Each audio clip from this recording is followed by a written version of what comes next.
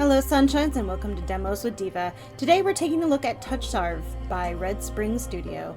TOUCHSTARVED is a dark romance visual novel where your choices determine whether the story ends with gothic romance or blood-curdling horror. Explore an enigmatic city and find a cure for your curse by entrusting your fate to 5 love interests, each uniquely monstrous in their own way. The full game's release date is yet to be announced. Check out the link in the description below to play the demo for free. We're also joined by my friend Bon, so if you want to check out their channel, the link is also in the description. If you want to see me play more demos, drop a like and a follow and let me know in the comments what you want to see me play.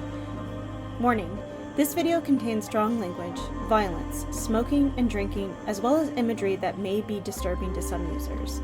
Discretion is advised. Now, without further ado, let's get started. Oh yeah, this is the one with Danny Gonzalez. Not Danny. What the fuck am I saying? Danny Sexbane. Danny Sexbane. Danny Avedon. That one. The wrong. I was thinking about the wrong Danny. Yeah. Okay, I Isn't see. Danny Gonzalez the one that like does the deep dives on weird ass video shit? No, maybe. I don't know. He's like a commentary channel. I gotta fix some shit, like the sound. Make sure that the game audio is being picked up because we don't need to pick up game audio that's not freaking there. Mm-hmm. Let's do voices so we can hear that sultry tones of Danny Sexbane.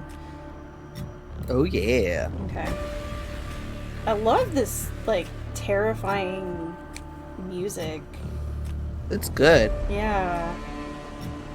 And like this, when I checked yesterday, the release date was still to be announced. So I just want to get this off my computer. Oh, okay. Yeah. It's just like we could try for like closer to the release date, but we don't know when that's going to be. Yeah. And I have like 30 some odd demos saved to my computer right now, and I just want to get rid of them. Jesus. Yeah. Alright, well, let's go for it. Let's go! This is a demo of the TOUCHSTARVED prologue, and not a finished product, thank you. TOUCHSTARVED is intended for an older audience. It contains mature content that includes, but is not limited to, horror, graphic violence, strong language, alcohol and drug references, injury, and dismemberment. Are you going to be okay with the dismemberment?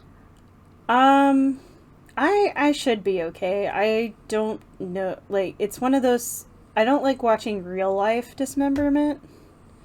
But it gets easier if it's not animated, yeah. Because more often than not, I'm going to look at it and be like, that's not anatomically correct. You're going to be distracted by other things. Yeah. Oh man, he's so pretty when he's getting dismembered. If you accept the content warning, please click to proceed. However, notice that there's like no sexual references. It's just like graphic violence and alcohol and drug and dismemberment. So this is not a dating which is surprising to me. I feel like that should be well, it's okay, so it includes but not limited to.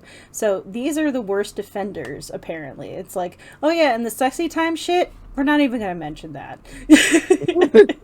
Because like if you look at the trailer for it, there are some things that are very questionable. I might have to put a mature warning on this. We'll find out. Okay. Yeah. In TOUCHSTARVED, your choices matter. The decisions you make will result in unique dialogue, interactions, or even choices in red text, which contain exclusive content.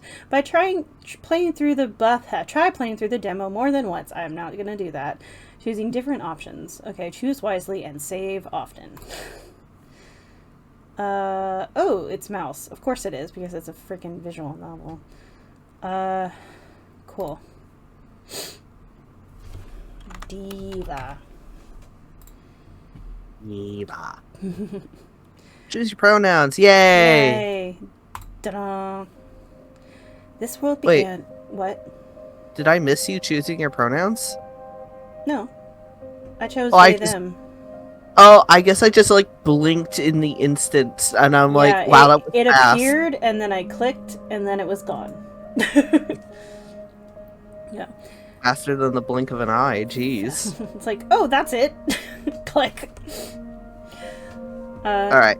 This world began to unravel long before you were born. It began with fogfall. Spectral mist bled from the seams where reality wore so thin it split. And from that fog emerged monsters, inhuman beings with unnatural powers. Some possessed language and intellect. Others were mindless beasts driven by little more than the desire to slaughter.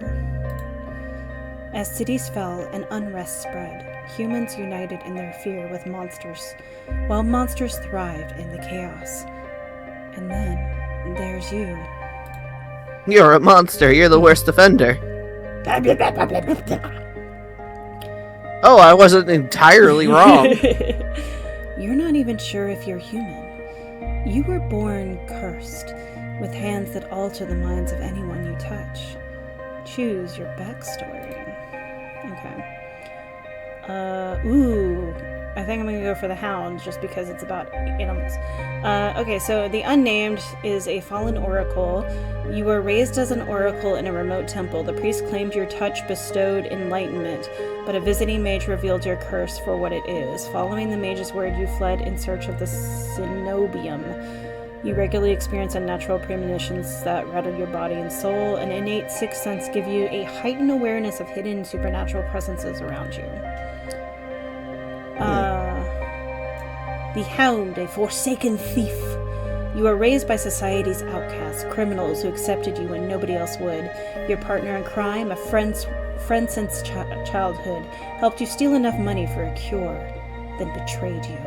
They left you with only enough coin to travel to the cenobium, your last hope. You have sharply honed social intuition. You can survive and even thrive in the violent underbelly of any city, using your experience with the underworld to get ahead. This sounds like the setup for a D&D campaign, where it's like we have like the cleric here, the rogue here, and the wizard. The alchemist, an abandoned mage. An exiled cenobium mage took you in as a child, raising you as her apprentice. She seemed to take pity on your curse, but you discovered that she was cultivating you as a test subject. You fled to the cenobium, seeking a cure. You are an experienced spellcaster with encyclopedic knowledge of alchemy, spellcraft, and history. With a little observation, you can identify the subtle effects of magic. This one has a dog in it. Okay. That's my choice. Your name... No other factor. Yeah. Your name is deVa. You selected they, them pronouns. Your backstory is the Hound. Is this correct? I hope so. Can you imagine if the next screen was like, wrong answer? Yeah, this is very Mike Mignola. Did you ever read any of the Hellboy series for the comic book? No, I did not, but I know what the art style looks like. Yeah, like this is very, very like the blackout shadows and like the simple line work. I love his stuff so much. Okay, on the topic of comics. Right. So as I started talking to you on this call, I was telling you I was organizing my single issue comic books. Right, and I gave you my condolences. Yeah, and oh my god, I would just love for things to be clearly labeled, because like some of them are like so ridiculous in how they mark the volume, like the issue number. Rat Queens by far is the worst offender. Yeah. Where there was at least... I don't think Rat Queens has had the same artist for a single volume. Yeah. Well, there's one issue where there was no issue number on the cover at all. And so for me to find out what issue it was, I had to like pull it out of its packaging and look at it, whatever. And then like another issue was like issue 1 of volume 2, and I'm like, where's volume 1? I don't see anything that was labeled volume 1. Yep. Where's the rest of volume 2? Because this is the only issue that I have that's labeled like this. How do I organize this?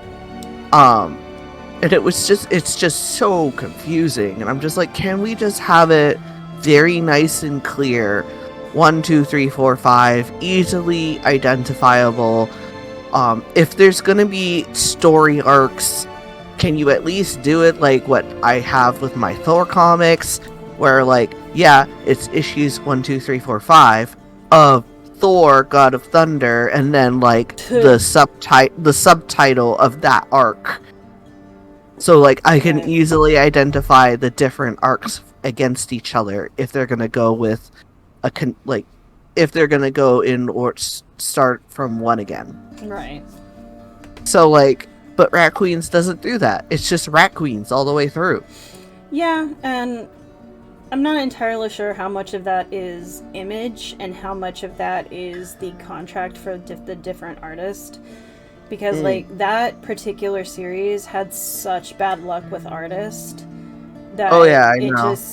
I'm surprised that it went on for however long that it did go on, because honestly it should have ended when Churchill was fired. Honestly, also the story is just really inconsistent. Like, I definitely remember certain parts where I would get an issue, and I was getting them in order for a long time. Right. And I'd be like, wait, I don't understand what's happening. What did I miss? Because like it doesn't like continue story arcs very well. So sometimes you like lose track of what's happening or what happened. But that's just an entirely different thing. I just want issues to be very clearly labeled, please, for the love of God. And no starting over. Marvel and DC, stop starting over. Oh my God. Instead of starting over, can we just get some new characters? No, why would you want that? We can't just kill off legacy characters. What are you talking about? Like, I'm being sarcastic for those at home. I mean, like, we could only kill off legacy characters if you're going to bring them back in like 2 years in some big worldwide event or a reboot. Yeah, what I want is for them to have a universe-ending event that ends before the new series start. Because there have been, like, when I was working at the comic book shop, so every single universe-ending event would get delayed so much that, like, the rest of the universe had already started over. Yeah. Like, they couldn't delay the entire line. So it's like they had to keep going. And so by that, it's like, and it happened every single time. Like, Marvel, this always happened with Marvel. Like, Marvel could not fucking get their shit together. And this is why I really don't like following a lot of the main legacy characters, because of stuff like this. Yeah. Also like the over-reliance on like, oh, if you want the full story, there's like a little notation being like, oh, check out events that happened in this character's comic book series to find out. And it's just like, I don't want to do that. Yeah. I don't want to have to buy Batman just so I can read like an event in Batgirl that is referenced and actually does like have a major impact to her story. Right. But at the same time, it's not enough for them to like have actually done her own like perspective of it. Yeah. I hate that shit. I hate that shit so much. I want to buy my character's comics and not have to think about buying an entirely different series just to find out one niche detail. Yep. That's why I stick to indie and mostly stick to graphic novels in general. Yeah. Yeah. Manga doesn't do that shit. No, well, Sometimes it does. most of the time, no. Like, the one instance I can think that it didn't do that was with Clamp, and it was Exaholic and Tsubasa, Right. and I hated that. I actually stopped reading both for that exact reason. Right. Because I was like, fuck this tie-in shit. Yeah. So, I don't know. I just don't like that stuff. Anyway. I'm actually surprised I have Thor comics. I don't remember having those. Well, I mean, the Jason Aaron stuff is really good. I have no idea who I have. I have to look. Yeah. Anyway. Anyways. Derailment. The wasteland stretches as far as the eye can see. There's nothing out here but death, and the ever-present stench of decay, and countless sun-bleached bones cast like seeds across the barren land. I could say death doesn't scare me, but to tell the truth, I'm desperate. It's been 2 weeks since I joined a caravan bound across the waste. Finding a group that would accept me was a trial in itself. As rations grew sparse and my canteen ran dry, I began to despair. But when I saw it...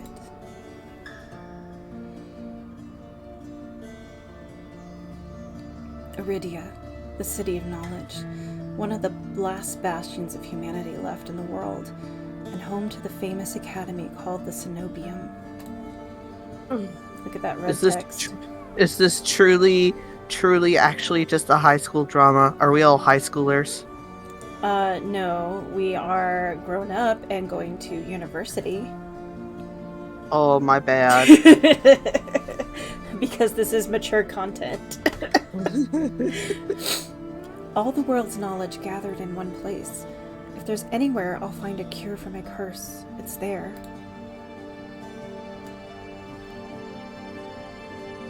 Okay. There we go. All that stands between me and a cure is a final stretch of salt-soaked waste. Or so I think until I see the first tendrils of fog snaking beneath the wagon. Oh, damn. Okay. Is this fogfall? My stomach sinks at the very whisper of it. A silent storm more devastating than fire. Dangerous in cities, but death a sentence beyond them. A thick blanket of fog engulfs us, smothering out the lantern's light. The wagon lurches to a stop. An eerie silence heavy as the mist falls over us. The only warning we get is a strangled scream. Stay back! No! The cry. I mean, you had warning when the fog fell. That was your first warning. Yeah, and it's not the fog's fault if you didn't notice it. This fog is problematic. Yeah. The cry dissolves into wet gurgling. Then the wagon violently pitches to the side. I hit the ground hard, the air punched from my lungs. When I open my eyes, adrenaline lends sudden, awful clarity to the carnage around me. A trader I once shared bread with lies face down in the mud, their back reduced to long streams of torn muscle, gleaming gristle, and exposed bone. Bodies litter the wasteland. Ooh. Yeah. I try to rise, but my ankle explodes with pain, so blinding, white blooms across my vision. Only when my eyes adjust do I see the dark shape in front of me. It's a tentacle lizard. It has... Are those fingers? Where? On its Coming spine. out of its face? No.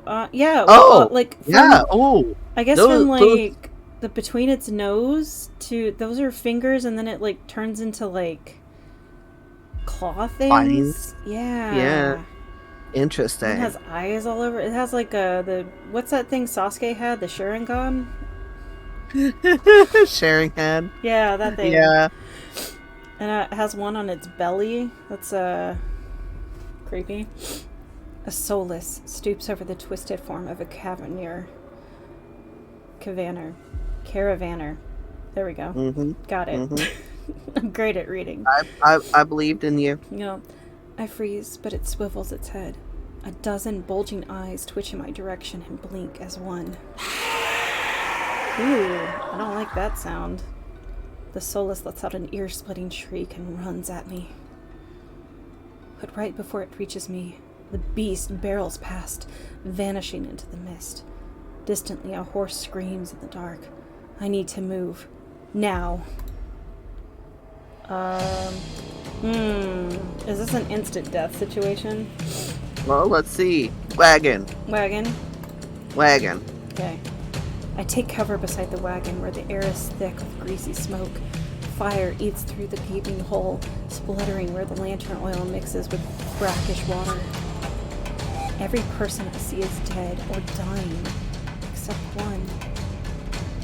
Oh, All Mother, forgive our sins, guide us unto your hearth. We are worthy, we are worthy.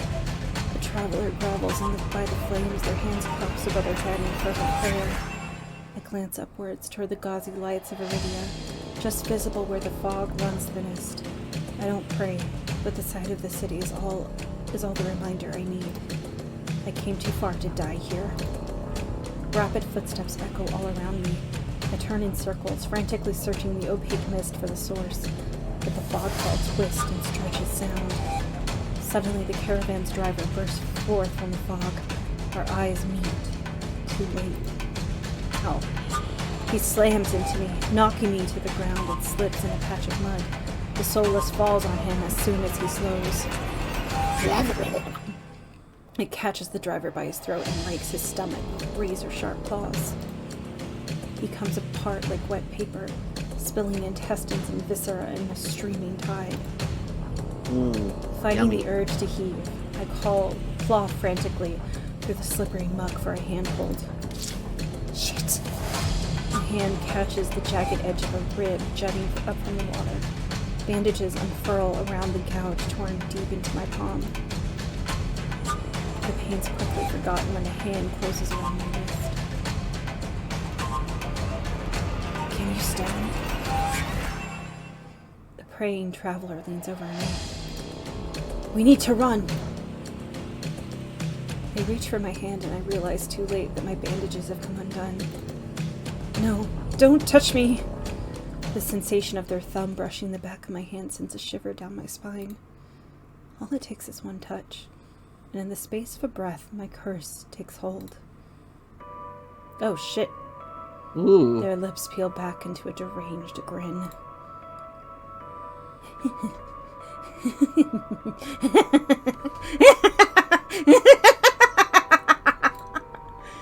No. I've seen this face countless times before.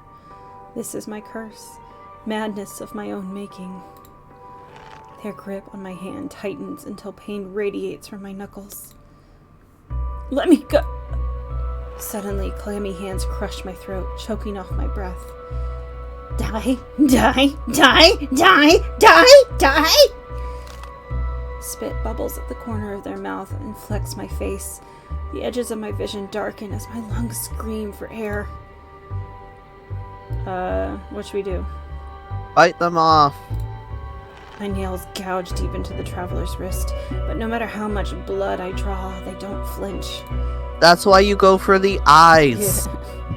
When I struggle, the tighter their grip grows. My pulse hammers and my ears slowing with each thudding beat. This can't be happening. I'm going to die. And not because of the fog fault or the soulless, but because of my own curse. The tears sting my eyes. No. Not here. Not like this. The hands drop from my neck, leaving me wheezing for air. My lungs burn with each ragged cough. My vision clears and the traveler's face takes shape, hovering inches from mine, lips still split in that macabre smile, even as blood seeps between their teeth. They give one last shuddering breath and slump over, the claws hooked through their stomach. The soulless shoves the body aside, and the glowing eyes studying its leathery skin thin as though grinning.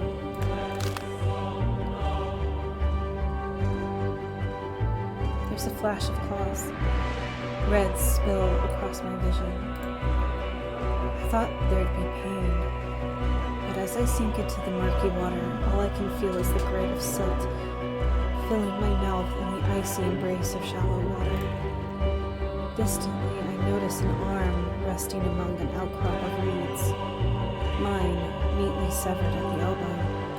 Ooh. It should have taken both arms. Without them, maybe I could have survived. Maybe I could have had a home. Instead, I'll die cold, alone, and face down in a desolate wasteland. A fitting end for a monstrosity like me.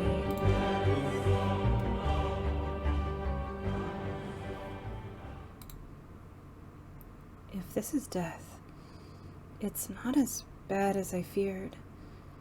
The cold is gone, as is the choking stench of bog water. I could drift forever, cocooned in oblivion, till all thought and sensation vanished. No curse, nobody howling at me in madness and terror. Nothing at all. The thought has a terrible appeal to it. But the next moment, I take a reflexive breath. Air pours into my lungs, then out again in a ragged grasp. Feeling comes flooding back. Warm cloth on my bare skin. A firm surface beneath me. A strange tang of sulfur in the air. Do not be afraid. Okay, Angel. Okay, Seraphim. I mean, he looks like the cleric one, so, yeah. I twist my head toward the voice. Tears flood my bleary vision at the bright glow of lamplight. Try not to move. The voice is calm, steady, and commanding, but more importantly, it's a stranger's voice. One thought cuts through my mental fog. I have no idea who this is, and I'm completely at their mercy. Stay away from me. My words come out a little more than a creaky whisper. I clamp my mouth shut, hating how weak and helpless I sound. No. No. Who the hell is this? How dare this person say no, even though they clearly saved me? Yeah. What should we do? Lie back down. I let myself slump back against the thin pillow, wincing when the motion jolts my head. Ah, a cooperative patient. Thank you. The words swam in one ear and out the other without much comprehension. I pull the sheet up higher, wiping my eyes until my vision clears. Hi. Okay, these shoulder thingies, I hate them.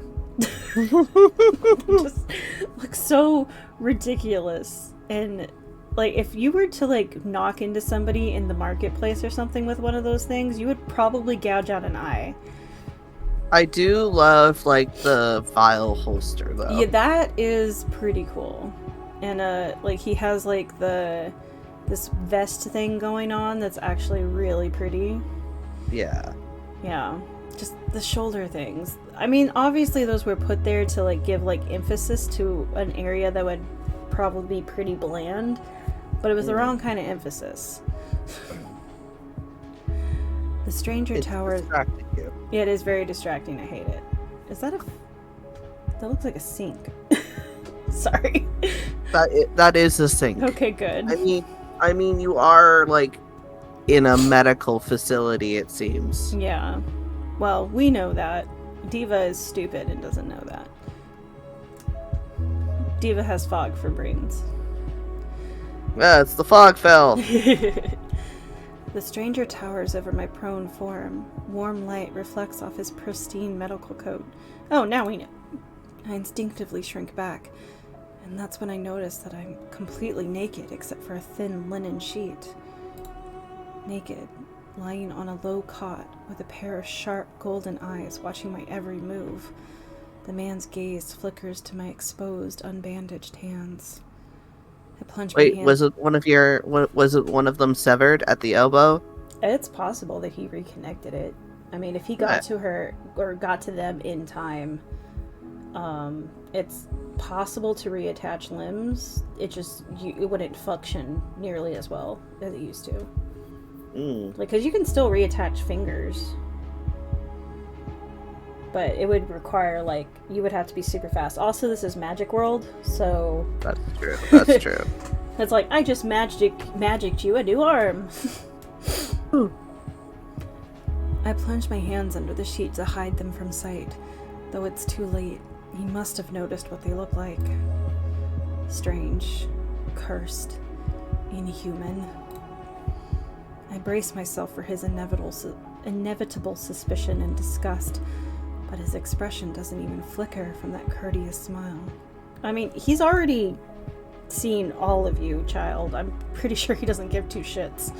He's no, this is the delayed response. Only now does it occur to him. Like, oh yeah, yeah. Them hands are fucked up. Yeah. By the way, he just watches in placid silence as I struggle to make sense of my surroundings. Where am I?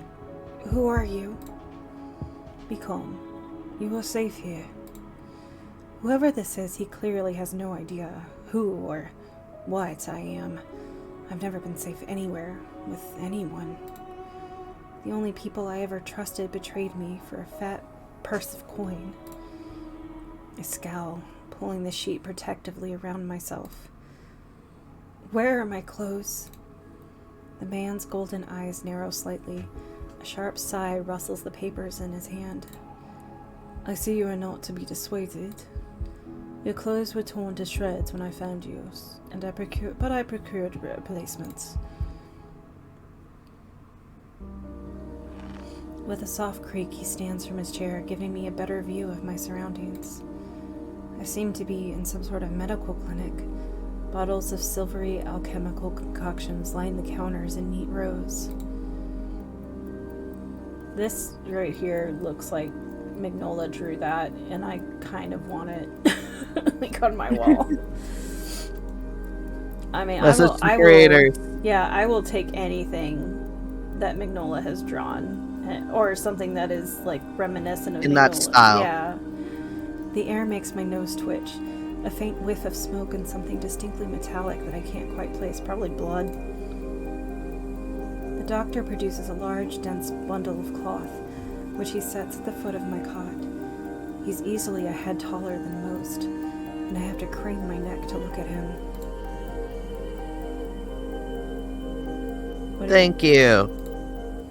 I should be polite if I can, especially since I don't know who this is, what he can do, or what he wants with me. Probably to He's heal a you. doctor. Yeah, he's a doctor. He's just like, I just want to heal you, that's it.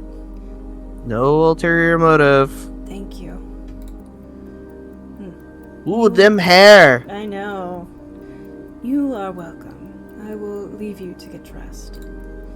With a curt nod, he leaves through a narrow door. Didn't he tell me not to move? Yeah, but you gave the indication that you were not going to listen. That's very true.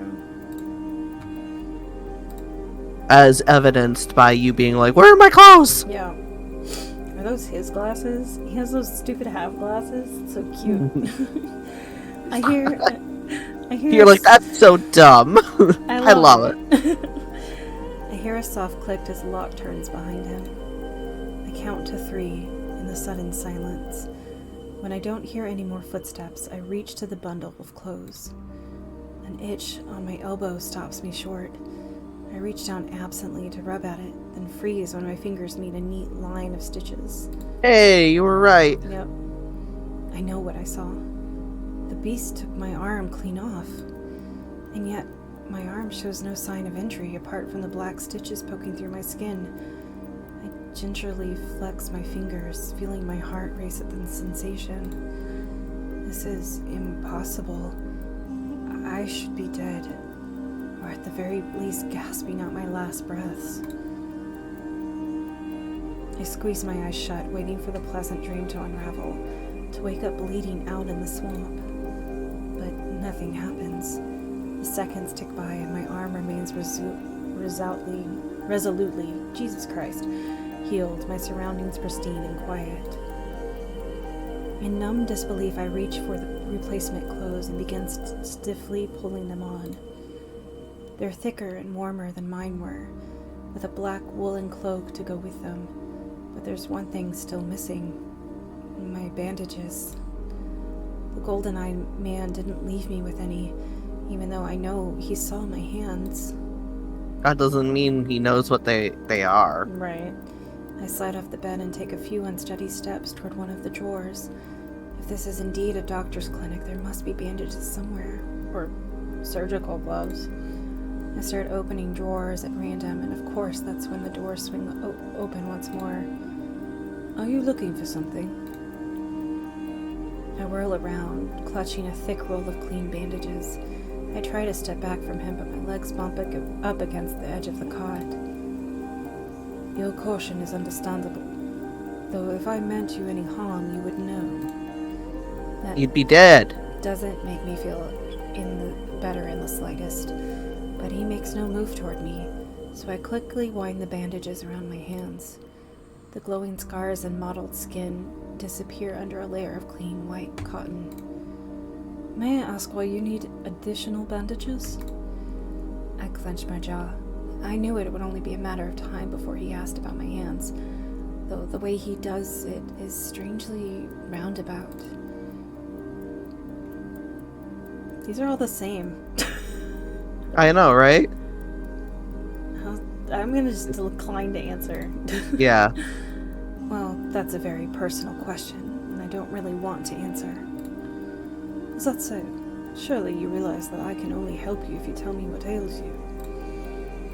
An involuntary snort of laughter escapes me. Where would I begin? Would he even believe me if I told him? Considering that, we're in, a mystical world, you had your arm removed and reattached, and it works fine. You were headed towards a magical city. And that with, all of the knowledge of the world. And judging by his golden eyes, he's most likely not human. I gotta say, this bitch gotta get some, elbow-length gloves. Yeah. Quite honestly, opera gloves, done. You Yeah. look fashionable, you don't have to rewind them all the time. You're good. No one's gonna question that, because it's fashion. Yeah. No, best to keep my curse to myself for now, and learn more about him first. Who are you? You might call me Kuras. And where exactly am I? Iridia, which I assume was your caravan's destination. I can think of nowhere else for a group of travelers to go. Iridia. So I made it to the City of Knowledge after all. I should feel relieved, but all I can manage is a vague sense of increasing unease. How did I end up here? I brought you to my clinic, of course. You were the only survivor from the caravan, barely clinging to life. You needed immediate treatment. Which you provided? Yes. He says that so simply, as if I'm a small child and he's explaining basic addition to me. You do be acting like that. Yeah. I frown and flex the fingers on my recently healed arm. Aside from being a bit stiff, it feels fine. Thoroughly attached to me. You're saying that you stitched my arm back on? Pardon? A soulless attacked the caravan. It ripped everyone to shreds. It tore my arm clean off. But when I woke up here, I trail off bewildered. I've never heard of any magic that could heal a mortal wound like that. What kind of person could do such a thing? Not a person! The doctor, Karas, pinches the bridge of his nose. He sits back down in his chair, quiet for a long time. I do not know where you come from, but Iridia is the city of knowledge, and deadly secrets alike.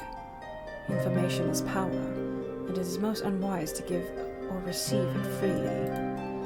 Since you have refused to divulge your secrets, I will not divulge mine. I do not even know your name. You are new to Iridia, so I will overlook this specific breach of etiquette. However, you should not expect others to extend the same courtesy. I was going to say curiosity for some reason. Do you understand? He looks pointedly at my freshly bandaged hands. Loath than I am to admit it, he has a point.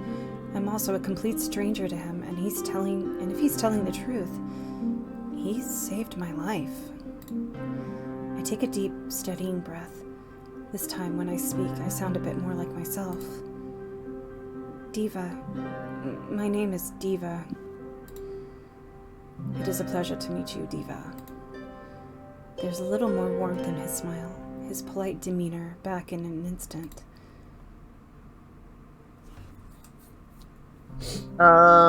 Thank you for saving me. Thank you for saving my life. I chance a smile in return. Even if he won't explain how he did the impossible, there's no doubt in my mind that I'd be dead if not for Cross. Think nothing of it. I'm not sure if he's just being excessively courteous, but his words only raise more urgent questions. But I have to ask, why did you save me? You don't know me. The question seems to startle Karas. Just his eyes. What? I could hardly leave you to die in the waste. Assisting those in need is the very essence of a doctor's duty. I never met a doctor who also handed out free clothes. My fingers find the edge of the cloak. There's a subtle but delicately embroidered pattern around the hem. I try not to think about what kind of price Karas might ask for such well-made clothes. No, I suppose not. Forgive my presumption, I rarely come across as so fascinating a patient. I blink. What did he just say? I simply meant that few would cling to life so resolutely, or brave such a perilous journey to Iridia. I cannot help being curious about you, deVa. His voice dips to a soft murmur, and he abruptly looks away from me. You're pretty curious yourself. You're pretty curious yourself. Am I? Well, I haven't forgotten about my arm. I wiggle my intact fingers at him. Clearly not. But you haven't asked me for any payment either. I require none from you. Travelers do not have an abundance of coin, and it would be unethical to leave you destitute in a strange place. I fell silent, unsure of what to say to that. Nobody would help a whore like me for free. I thought you said whore for a second. Nobody would help like a whore like me. I was like, wait, what? Man, this really is a sexy time game. Anyway, there has to be some kind of catch or trick, right? A loud knock at the front door stops our conversation cold and spares me from having to say anything else. Duty calls. Unfortunately, you are not my only patient today. The knocking grows more insistent, and Karas lets out a tired sigh. Please wait your turn. Please wait your turn. Though he says it quietly, the clamor on the other side of the door abruptly stops. Do you need anything before you leave, deVa? Oh. Between the soulless attack and my miraculous survival, I'd almost forgotten why I come to Iridia in the first place. I need direction to the cenobium. The cenobium? He looks so angry. The cenobium! He's got beef. The look on his face is downright chilling. He pauses, choosing his words with cold deliberation, and he speaks again. Whatever you seek, it is very unlikely you will find it there. The cenobium's gates open for a precious few visitors. Even if they did, you would not like what you found inside. My heart sinks. Is he saying that I came all this way for nothing? Risked life and limb for nothing? No, that can't be. I only just arrived, and Iridia is the largest city still standing. There has to be a cure for me there. Then if not the cenobium, where would you suggest? Do you know anyone else in Iridia? You are the first person I have ever met. I shake my head. Then I suggest a local guide. Head to the Wet Wick and ask for Leander. Wet Wick. What did I say? No, I just think the name is funny. Excuse me, the what? The Wet Wick. I like that. He sounds deeply unamused. Follow the postings advertising Leander's bloodhounds. They are difficult to miss. Hey, I'm a bloodhound. No save. Boosh. We haven't done anything. Well, we got our arm severed. That's very true. And we gotta put back on. When you meet Leander, tell him I sent you. He owes me. That isn't much to go on, but Karas points toward the clinic's back door. You will be safe so long as you do not draw attention to yourself. That's easier said than done. I've always been a magnet for the worst sort of attention. If you require my assistance, you may return whenever you wish. Though he's smiling, there's a note of finality in his voice. Resigned to my dismissal, I slip out the back door. I find myself standing in a narrow and rather gloomy alley. I pull the new cloak up over my nose, stepping over the contents of chamber pots that have been emptied into the street. Something weighs heavily inside the cloak's pockets. My coin purse. Everything is still inside, every last coin that I scraped together for the journey to Iridia. It doesn't even look like it was opened. There were few coins to begin with, and probably weren't worth stealing. I glance back at the clinic's closed door. Karas didn't take any payment. He didn't even ask for a future favor. But he also said that in Iridia, secrets are power. Does he expect me to give up mine at some point? That's not exactly a comforting thought. Still, no matter why he did it, Karas gave me a second chance and led on in a lead where I might find help. Sometimes I hate the English language. Yeah. I feel that. Lead rhymes with red, but not with read or lead.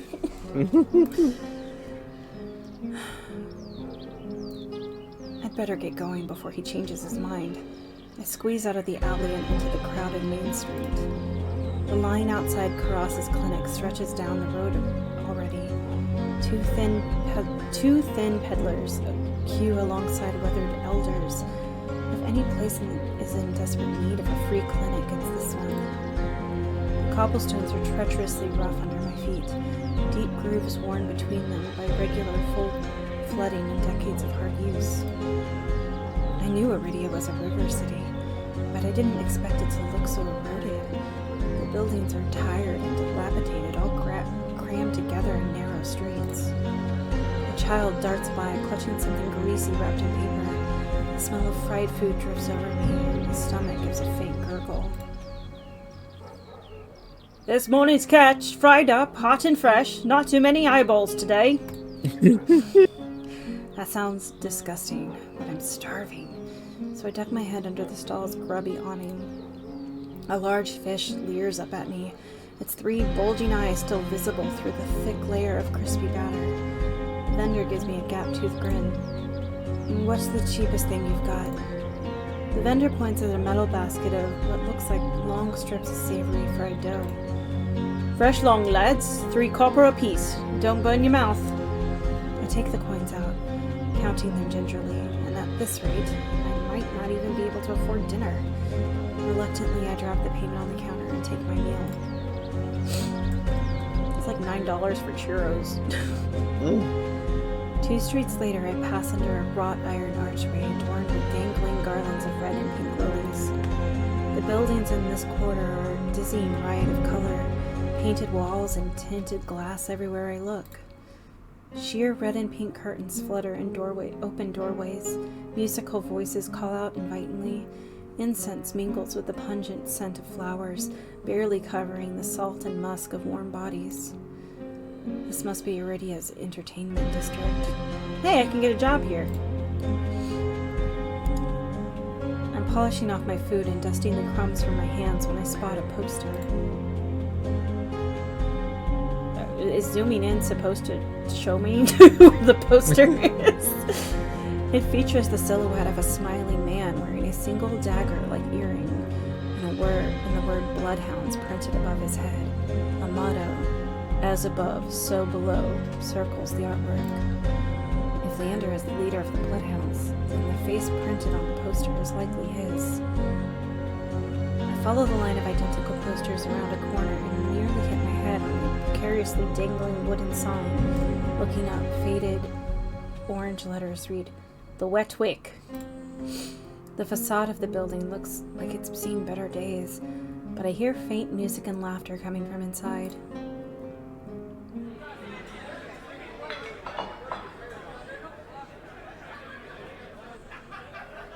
The inside of the bar is a far cry from the abandoned exterior. It's not even midday, yet most of the tables and booths are occupied by a loose assembly of people in matching green cloaks. Oh, so this is a clubhouse, not an open tavern. There's a lot you can tell about a city by its dives. This one seems ordinary enough, even if the uniforms are unusual. A cursory glance doesn't turn up anyone with a dagger-shaped earring. I'm about to head towards the counter when a chant rises from the center of the room. Show! Show! Show! The remaining green cloaks abandon the bar and their booths to rush towards the center of the room in a sudden torrent. There's no time to move out of the way. I'm caught, swept along in the ale-stench current. Hey! This is a freshly bandaged arm, guys. I don't want it falling back off. Rhythmic chanting drowns out my voice. I thrash, throwing out my elbows as the press of bodies grows heavier. My hip knocks into a table. I grip it, holding on tight to steady myself, but the crowd has stilled the chanting, stopped. A pair of gilded boots stride across the tabletop. Those aren't boots. Those are pecs. Seriously, you dogs. Again! Scattered laughter and cheers rise from the audience. I drag my eyes upward. Hello, boy band. Which letter of the boy band is this? We've got K, what was his name? Leander? KL? Yeah. I have no idea. A well-dressed man stands on the table in front of me, his broad shoulders framed by the thick lapels of a trench coat. This is really the last time, alright? This time when he speaks, the audience falls silent, as though bewitched by his magnetic presence or rich, low voice. And nothing is as captivating as his smile. He beams at the crowd around him, a performer on his makeshift stage. Don't blink or you'll miss it. He laughs, and the dagger-shaped earring dangling from his left ear catches the light in a flash of gold. It would seem I have found Leander. He raises his hand above the audience and snaps. A flash of pale green light, real magic, no ordinary stage trick, blinds me. Ow. As the brilliance ebbs, my gaze focuses on the mage towering above me. He flicks his wrist, and the magic spiraling around him coalesces. A delicate flower stem sprouts from between his pinched fingers. One by one, growing lily petals spring forth. Glowing something. Yeah, that word. With a flourish, the mage presents the conjured flowers. The audience bursts into clapping and cheers. These are easily entertained people. Like they're also probably drunk. Yeah. A genuine magic show was the last thing I expected from a place called the Wet Wick. Quite honestly, I was kind of hoping for like a pole dance. Leander plucks the iridescent bouquet out of the air and turns it in a slow circle, giving his audience a good look. Now, who could use some good luck? Eager onlookers scoot closer to the table. Some reach for the lilies, while others whistle and call Leander's name. But his cool green eyes slide right over them, locking on me instead. How about you? My chest tightens. Every person gathered turns to stare at me.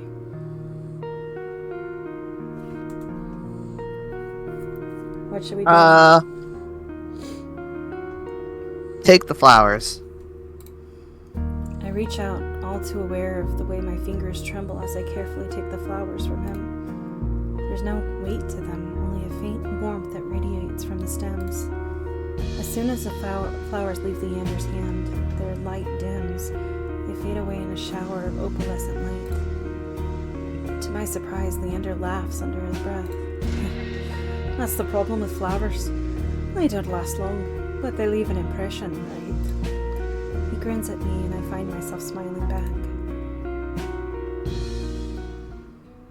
I bet he's a werewolf. Leander steps off the table, dropping among the excited crowd with an audible clink. Alright, bloodhounds, get back to your drinks. Show's over. The green cloaks disperse at his command, returning to their tables and booths. Before I can make my way towards Leander, his eyes find me. He gives me a friendly wave, then beckons me over to the crowded counter. I manage to squeeze beside him, but there's so little room that his broad shoulder presses against mine. I tense, so he doesn't seem to mind at all. Is this your first time in Aridia? He says it lightly with a genuine air of curiosity. Do I stick out that much? No, but I'm certain I'd remember seeing a face as lovely as yours around Lotan. Oh, Christ. My eyes flickered at the polished countertop. I'm not used to flattery. Being this close makes eye contact difficult. As if on cue, the bartender approaches us. What can I get you? Surprise me. And not anything my friend wants to my tab. I wasn't expecting the generosity, but I have to admit I do feel a little thirsty after all that fried dough.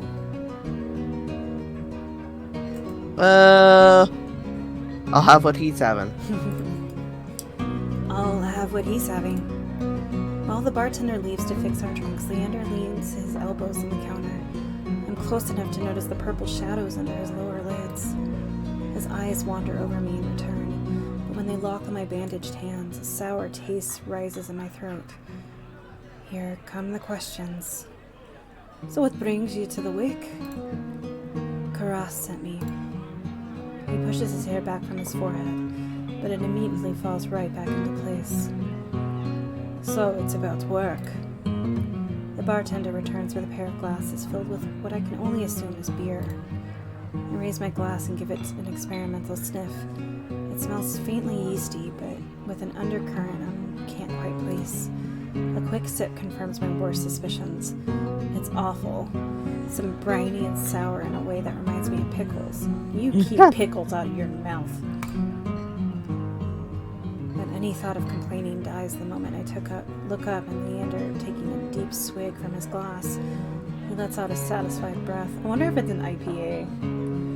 If this kid likes IPA, he's dead to me. I don't know the difference. Beer is beer to me. IPAs are more disgusting pale beers, and okay. I can only really drink dark beers for some reason. They just taste better to me. And pale, anything that I can see through, I do not like. The beer in general just tastes bad to me. Yeah. I mean, that's also a given. Because, I mean, it took me a couple of beers to realize that I just hate pale beers. How can I be of assistance? I need to get to the cenobium. As soon as the word cenobium leaves my mouth, the entire the whole ball falls silent. Wow, everyone really hates that place. Yeah. Bloodhounds twist around in their seats to gawk openly. Finally, an especially drunk one speaks up. The hell are you bringing up Cenobian in here? Throw him out! This is Bloodhound territory! The vitriol catches me off guard. From the angry looks thrown my way, it's clear I've broken some unspoken rule just by mentioning the Cenobium. Then I glance at Leander. He's drinking as though he hasn't noticed the uproar. Only when he catches me looking does he lower his glass. For the love of... He drags a hand down his face. Hey, keep it down, will ya? This is business. I tense, expecting an argument. but the outspoken bloodhounds silently returned to their drinks. Only a handful continued to watch me warily. Sorry about them. The Cenobian's a bit of a touchy subject in these parts. Mix in enough drinks and, well, you saw. How about we continue this outside? When I give him a terse nod, he pushes away from the bar counter. And we're right back to the doctor's office. I follow Leander to an alleyway tucked behind the wet wick, where layers of frayed bloodhound posters have been plastered to the walls. Seeing them side by side, the resemblance between Leander and his likeness on the posters is impressive. Karas didn't send you here to help with the Cenobian, did he? From the look he gives me, he already knows the answer. I glance away. No, he didn't. He suggested I find an alternative. Yet here you are asking about them anyway. What do you need the Cenobium for? I don't want to tell him about my curse. The less people know about my capabilities, the better. Thankfully, Leander takes my reluctant silence as the answer. Well, I see you're already aware of the city's currency. Information's worth its weight in gold here. Karas told you the truth. The Cenobium's dangerous. Get on their bad side and they'll imprison you if you're lucky, or torture you if you're not. But the Cenobium's supposed to be a place of learning, a sanctuary of illegal experiments done to hapless victims. The Cenobium has always been heralded as the last bastion of human knowledge, a shining beacon of hope in a world steeped in nightmares. If any place held answers, it would be the Cenobium. That's why I came here. That's what they want you to think. But things that seem too good to be true are often just that. Such a simple statement, and yet it leaves me reeling. If it's true, if I staked everything on a lie, then what now? Leander clears his throat. But as I always say, there are solutions to every problem, and alternatives to every solution. He claps his hands and turns to me with a brilliant smile. That's why Karas pointed you to the bloodhounds. Let us help you. Whether it's hunting soulless, finding people, or recovering stolen valuables, we can do it all. And free of charge. I'm shaking my head before he's even finished his practice speech. My patience is wearing dangerously thin. Listen, I appreciate the offer, but my problem can't be solved by a group of good Samaritans. So, to my chagrin, Leander nods slowly. Then you probably must be fairly serious. And if the Cenobium's your first choice, you're searching for a magical solution, aren't you? And my eyes widen, he nods along as though he suspected all along. I'd be happy to help you out. That is, if you'll tell me what ails you. Leander might not work for the Cenobium, but he is a mage. And a powerful one at that, if his demonstration early is an indication. It was an illusion! That's not very powerful! Oh, I can make lights dance in the air! I can make a flower! Oops! I'm no longer touching it, it disappeared! I'm silent, plagued by indecision. I don't know if I can trust him, but it's not like I have any alternatives.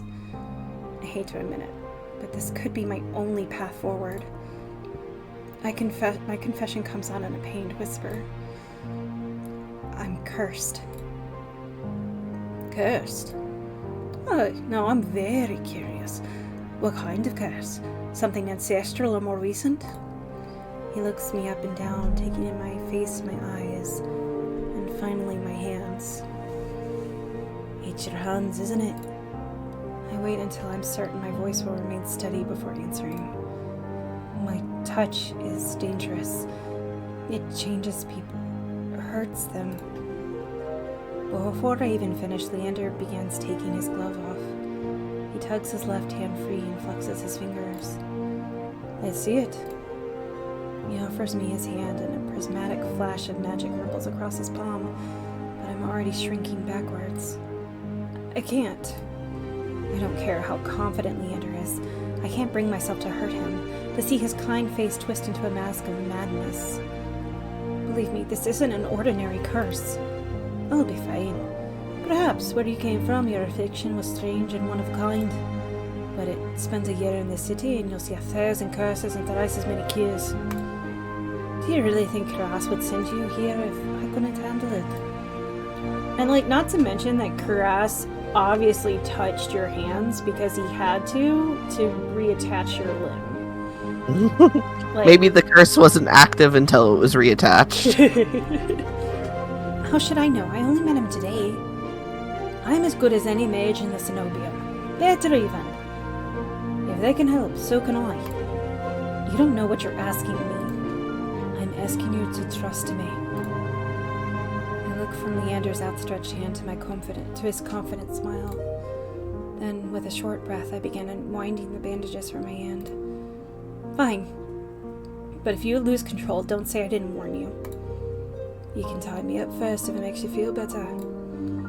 With each joint I expose, I grow more and more certain that this is a terrible idea. Ready when you are. If he's bothered by the way my hands look, he doesn't show it. My fingers hover shakily over his palm. 3, 2, 1. Gotcha! I tap his palm once, as quickly as possible. That's barely more than a brush, but that's all it ever takes. When I look at his face, expecting to see the worst, Leander only grins. See? It can't be. This time when I reach out to touch Leander's palm again, he catches my wrist before I can pull away. I told you, there's really nothing to worry about. He trails off when my thumb brushes the soft skin of his inner wrist. I search Leander's face for traces of madness, but his eyes remain clear, soft green. Color rises in his cheeks, but he remains still except for the subtle bobbing of his throat. Neither of us speak as I trace the contours of Leander's palm, lost in an awareness I wasn't prepared for. I mean, he literally did want to fuck you. Like 2 minutes ago. So... Neither of us... Okay, I already read this. I've been with other people. By the way, I gotta go and check my laundry. Okay, let's finish this and then I will pause. Okay. I've been with other people. Kissed them, been embraced by them, and more. But not like this. We still have like 3 more people to meet. Okay. And not one of them is voiced by Danny Suxbay. Well, I know, so it's the demo, so... Are we gonna meet everyone in the demo? Maybe not. Maybe not the demon guy. But there's like a fox spirit dude and a albino child looking kid who's probably the oldest of them all. That's usually how this shit works. Usually, yeah. Alright, you can see? Yeah. Cool. My fingers, long deprived of years of bandaging, pick up every single detail. The grooves of his palm, the small shell of his nails, the pulse of his heart. For as long as I've lived, I've never been able to hold someone's hand, not without dire consequences. I never realized what I was missing until this moment. While Leander's pulse is steady, mine is hammering as fear gives way to excitement. Let him go.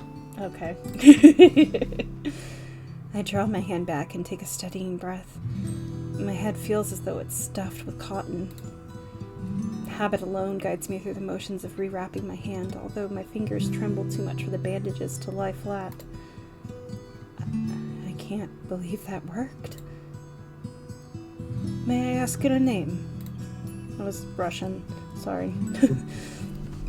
I'm deVa. You are right to hide this from me, deVa. That curse of yours, it's unlike anything I've ever dealt with. I can tell you're discreet, but you'd best not go showing that off to anyone else. I didn't plan on it. Are you staying in Lowtown? I pause.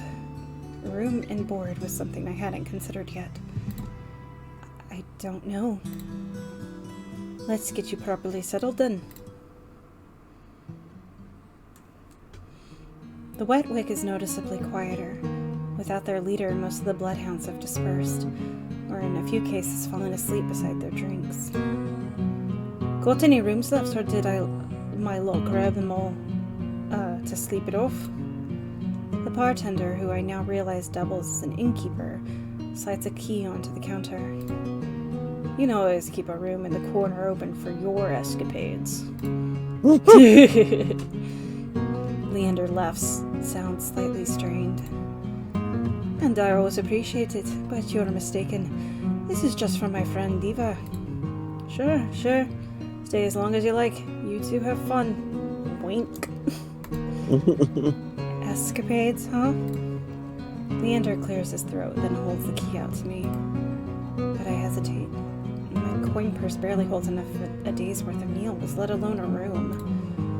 How much do I owe you? Nothing. Bloodhound rates. My treat since you shared your secret. Food, drink, a warm bed, anything you need. Carefully, I take the key from him. It's small, but weighs heavy in my palm. I never expected to have a warm bed in Iridia, let alone free meals. I planned to steal whatever I needed to get by, no matter how dangerous. Thank you. Go explore deVa. You'll find many roads in Iridia, each leading to different answers. But if you need a reprieve from what haunts ya, come find me. Just be careful. I nod, taking one last look at the gleaming bronze key before tucking into the pocket of my cloak for safekeeping. Leander gives me one last friendly wave before I depart.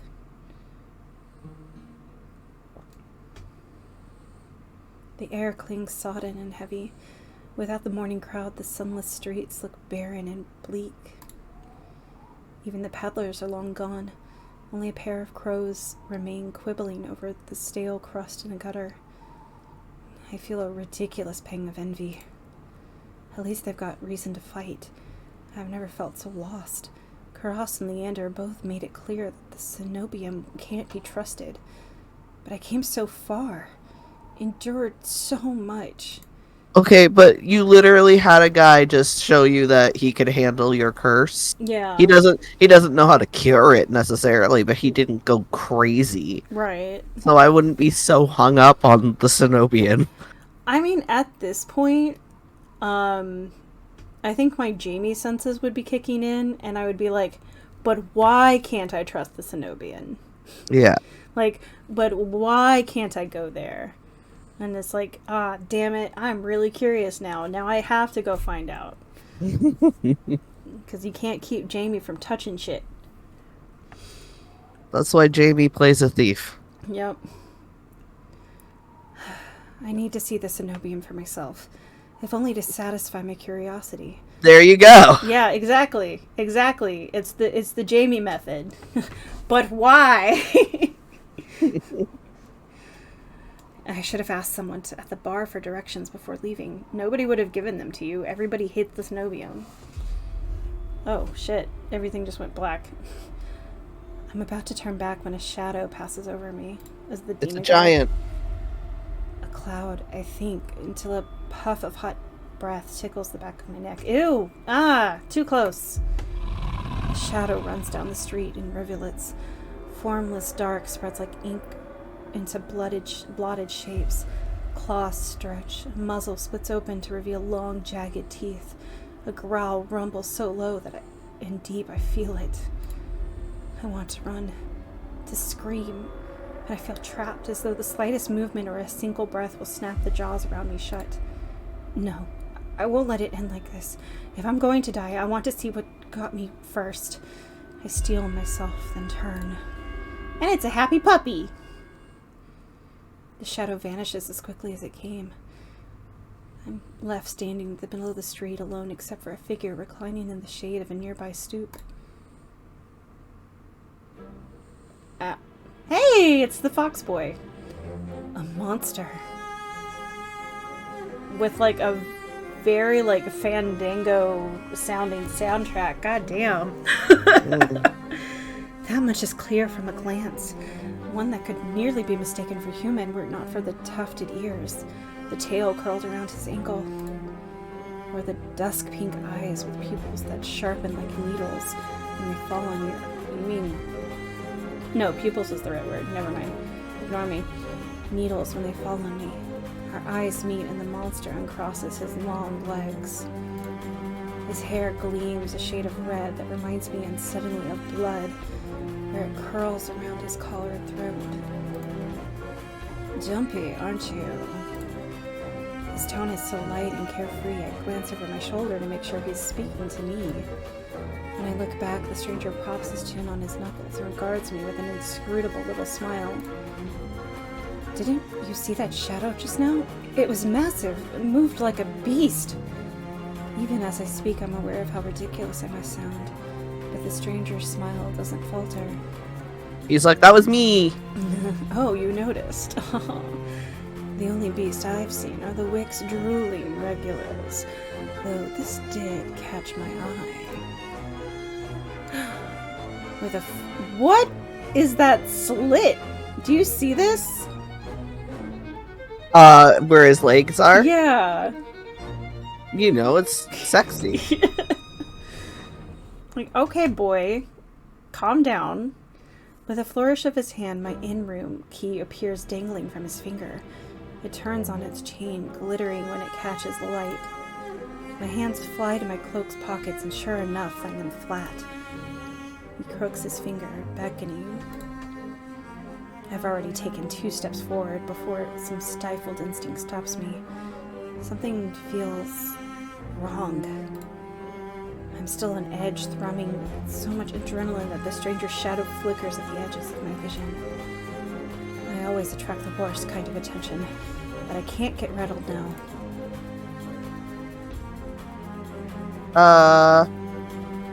These are both stupid.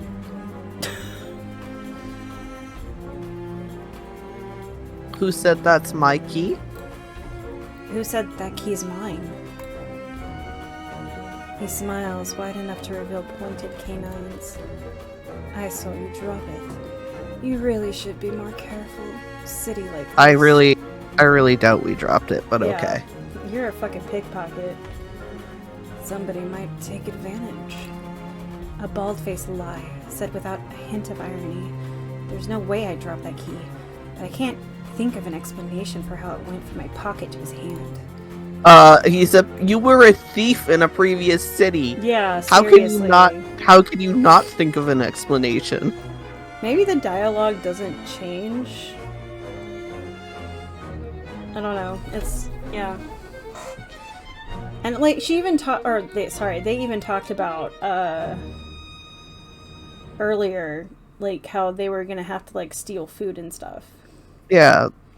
Yeah. I approach the man, careful to keep an arm's length away. He doesn't look dangerous, but the most deadly ones never do. Oh, sorry, I had his ears. It's my favorite thing when ears actually move. The stranger's chain softly clinks to the tilt of his head. His ears flick. Keeping your distance. Until I figure out how you managed to rob me. Yeah, I am. You think I stole your dinky little key? From all the way over here? He gives an exaggerated sigh.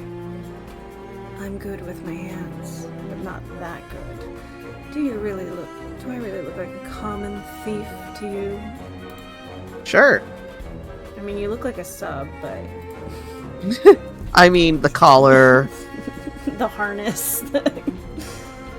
He's got me there. The sheer fabric of his sleeves alone would be too expensive for most street thieves, so he's a whore. Hell, his shoes look like they cost more than I spent traveling here. And then there's the shop behind him. No matter the city, parted pink curtains only mean one thing. I'm not looking to buy, and I doubt I could afford your services anyway. He is a whore. Yeah, luckily for you, I don't charge. Now. The man runs the tip of his tongue over her fang, and for the first time since I stepped into that shadow, I feel something other than dread. My face grows hot. That's not what I meant. I'm flattered, really. Were sex my trade, I might make an exception for you. Why is everyone so into you? I'm the prettiest girl at the party. You have protagonist syndrome. Yeah. This is my harem era. How about half off for a handy? Or you could just hand over my key. Ask nicely, and I might even let you tug my tail. Good lord. Just throw it here, so some spindly little street urchin can snatch it and run. He raises my key and tilts his head so he can watch the dangle back and forth. I suppose I could just claim your room for myself. Not that I'd be caught dead slumming in the wick with the rest of those slack-jawed imbeciles. Let me guess, they're slack-jawed imbeciles because they're dogs. Yeah, I have a feeling that he's a cat and not a fox like I initially thought, so... You're obviously not from around here, so tell me, traveler, what misfortune brought you to this wretched place? His voice practically drips with derision. I'm not telling you anything. What could possibly drawn you to this dreary little pigpen, I wonder? He listlessly watches the arc of my keys swinging around his finger. The weather's shit, the food's dreck, and there's entirely too many monsters for a human to feel safe. Unless... Dagger sharp eyes flick towards me. They gleam with amusement.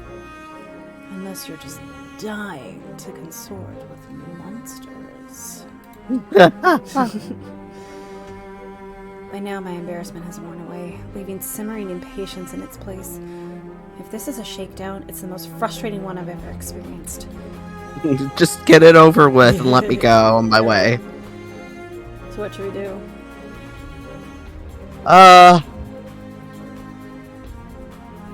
Flirt back. Let's see how he reacts to that. How'd you know I've spent all my money? Starved and nearly died in a swamp just so I could crawl into bed with the first thirsty monster I saw. That earns me a burst of breathy laughter. He gazes at me under his dark lashes. Aren't you funny? Could you be any more obvious? I have been told subtlety's not my strength. So your place or mine? I'd invite you if I had my key. If only I had my key, then I might be able to invite you up. His languid gaze glides from me to the key in his hand and back. Come take my hand and we'll go together. The more he flirts, the more convinced I become that this is some kind of trap. No matter how innocent monsters look, they always have tricks up their sleeves. And something tells me that this one's more dangerous than he lets on. Even if he has a lovely laugh, does he? I don't know what you want or why you're messing with me, but I'm not coming any closer until I know you aren't going to attack, bite. I won't bite hard, unless you beg me. No matter what I say, he finds a way to twist my words into an innuendo. Even when I'm silent, he goes on as though we were having a conversation, not a standoff. Do you like dancing? There's a traveling troupe performing in Hightown tonight. Their lutist is utterly exquisite. Truly a performance to die for. There's life in that dreadful place, if you know where to look. You sound like you know the city well. The man's gaze flickers from me to the key dangling from his finger. Naturally. This dump was more than a miserable little smear when I first arrived. Hightown, Lowtown, I know Iridia, like the back of my hand. What about the Zenobium? Do you know where that is? His smile vanishes. Surely you've seen it. That absurdly large tower looming over the rest, it's a little hard to miss. You must mean the spire I noticed when I first caught sight of Iridia. The Zenobium's overrated. Forget about it. I can show you things those stuffy boars in their lint dick tower couldn't even dream of. I've already got plans. Oh. Have you some pressing matters at the Cenobium? Lunch dates with librarians? Tea time with the most esteemed abbess? That's my business. What's it matter to you? I square my shoulders and the amusement bleeds out of him. Your loss. The stranger, finally bored of his tedious game, extends his hand toward me. The key rests on his palm, neatly dividing skin and leather. When he makes no other move, I reach for the key, but as soon as my fingers graze smooth brass, his hand springs shut around my elbow. Hey! Hi. Get real close. He yanks me down and I stagger, my soul slipping on the steps. For a sick moment, I fear my bandages will unravel under his touch, but he's careful not to disturb them, even as his fingers dig into my arm. I knew I smelled blood. You reek of death in the road. I mean, we just did... Oh, God. And that fucking doctor. His voice, once silken, lowers to a smoky growl. The shadows around him seethe and boil as he pulls me closer. And something else. He murmurs against my throat, nose grazing my jaw. Let go. I try to twist away, but he doesn't budge. His breath trails down my neck, sending a thrill of dread through me. But just when I fear he'll bite, he takes a deep whiff instead. His wide, flat eyes gleam with naked hunger as he gazes up at me. Not quite human. Not quite monster. Seems we're both. Very! The stranger's ears flatten. He releases me with a short breath. I yank my arm back, massaging it where his grip left grooves in the bandages. The stranger twists around to watch a woman duck out of the curtains behind him. Her pressed uniform bears the insignias of the Cenobian. I leave you for all of what? 10 minutes and you're making trouble again? Will you quit harassing the tourist? The stranger, very, I take it, rolls his eyes and flashes the cleric a withering smile. So suspicious. Can't you see this is a friend of mine? A natural liar. He grins at me and his tail swishes minutely. The woman purses her lips at me, clearly unconvinced. I open my mouth to correct him, but very concerned. I was graciously offering my dear friend some free advice. Though his voice remains light and cheerful, his expression darkens. Danger's drawn to you like a moth to the flame. It'll always find you given time. The woman clucked her tongue as though she heard this recital 102 times. A word of advice. Don't take free advice from a lazy fox. He is a fox. Okay. Lounging in the streets. This crook would sell water to a drowning man for sheer enjoyment of it. She shrugs off a wilting look from Yuri. Oh, please. Any friend of yours knows it's true. Now hold still. Barry rises gracefully at her approach. He pushes his hair aside so it drapes over one shoulder, exposing a long line of his neck. And suddenly it dawns on me that the jingling I heard earlier wasn't coming from the harness attached to his collar, but a leash. A heavy iron chain wound around a hitching post and padlocked to the back of his collar. Barry posed deliberately to hide his leash from me. The woman produces a key ring from her pocket. She rifles through a dozen identical keys before selecting one and sliding it into the lock. Come on, unless your friend's tagging along on our merry little soulless hunt. They're hunting for soulless inside the city? Words momentarily fail me.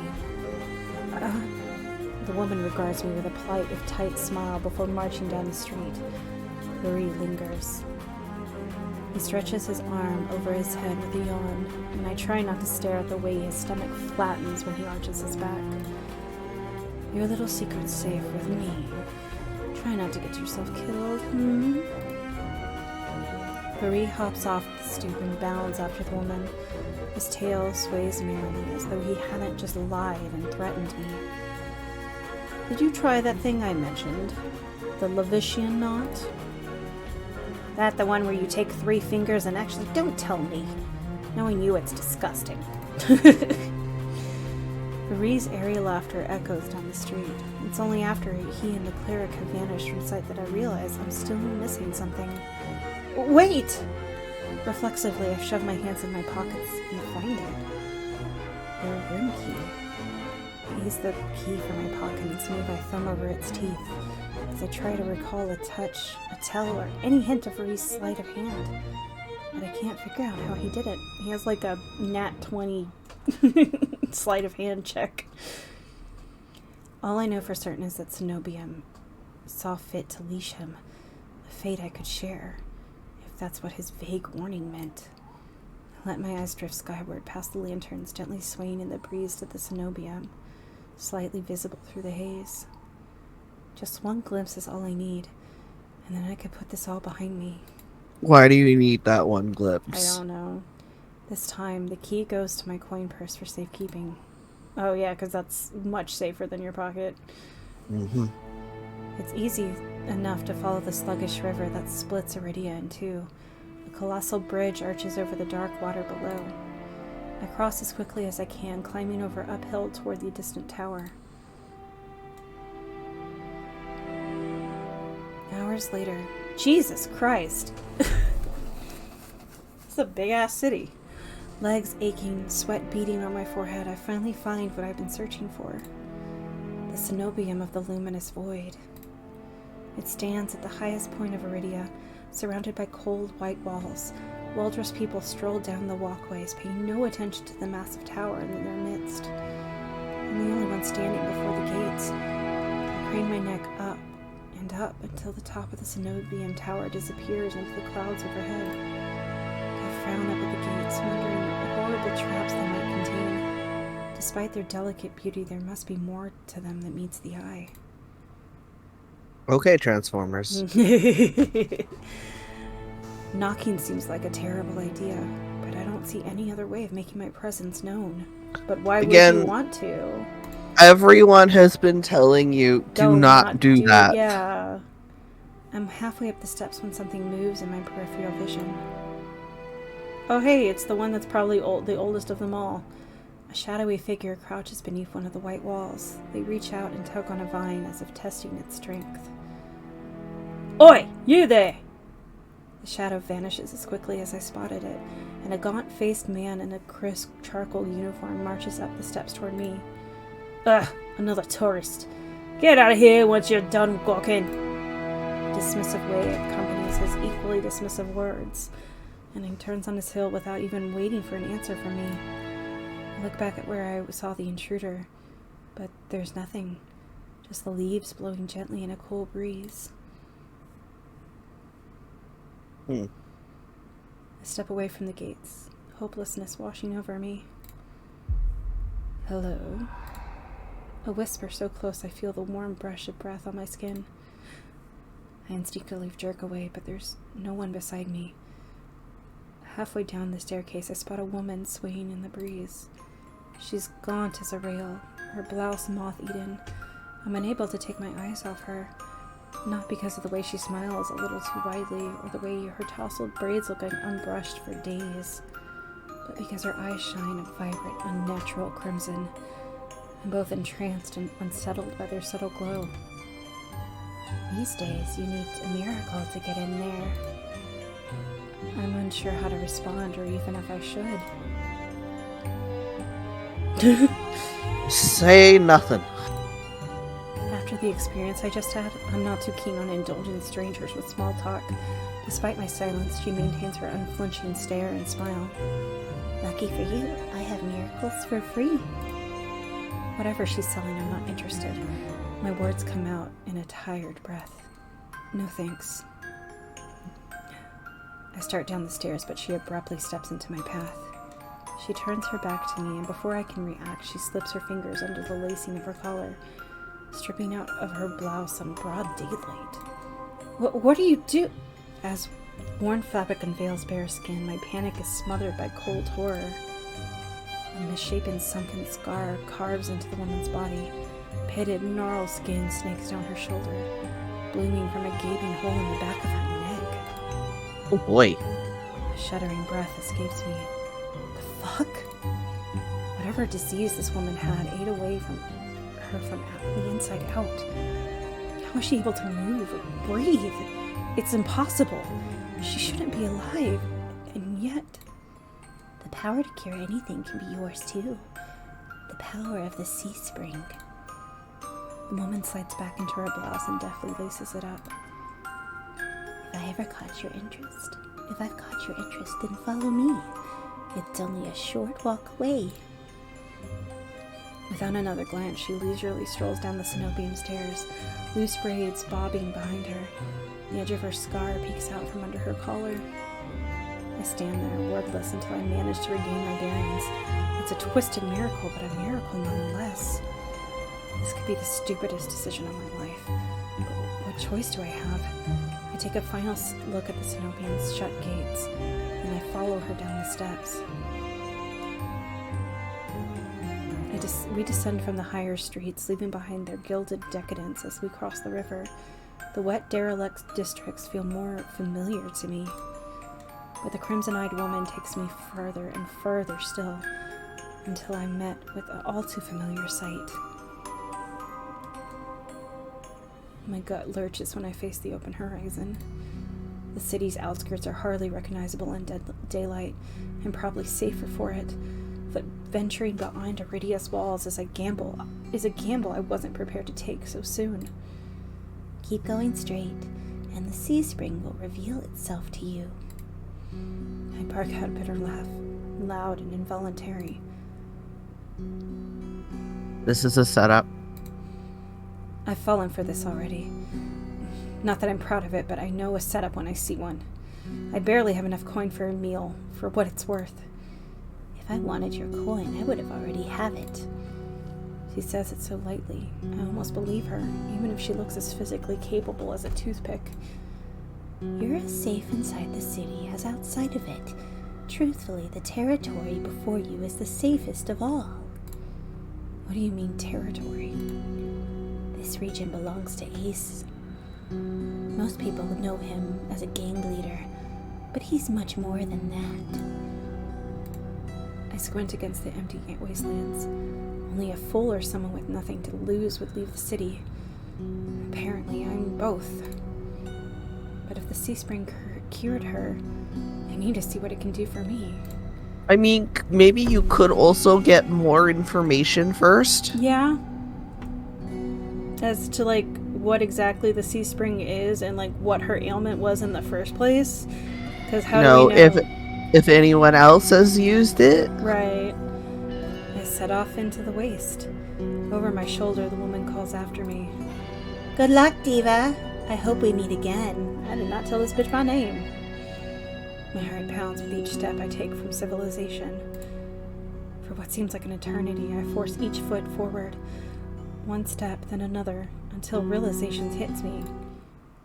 I never told that woman my name. Well, we already knew, you're dumb bitch. Yeah. Something pierces the horizon ahead of me.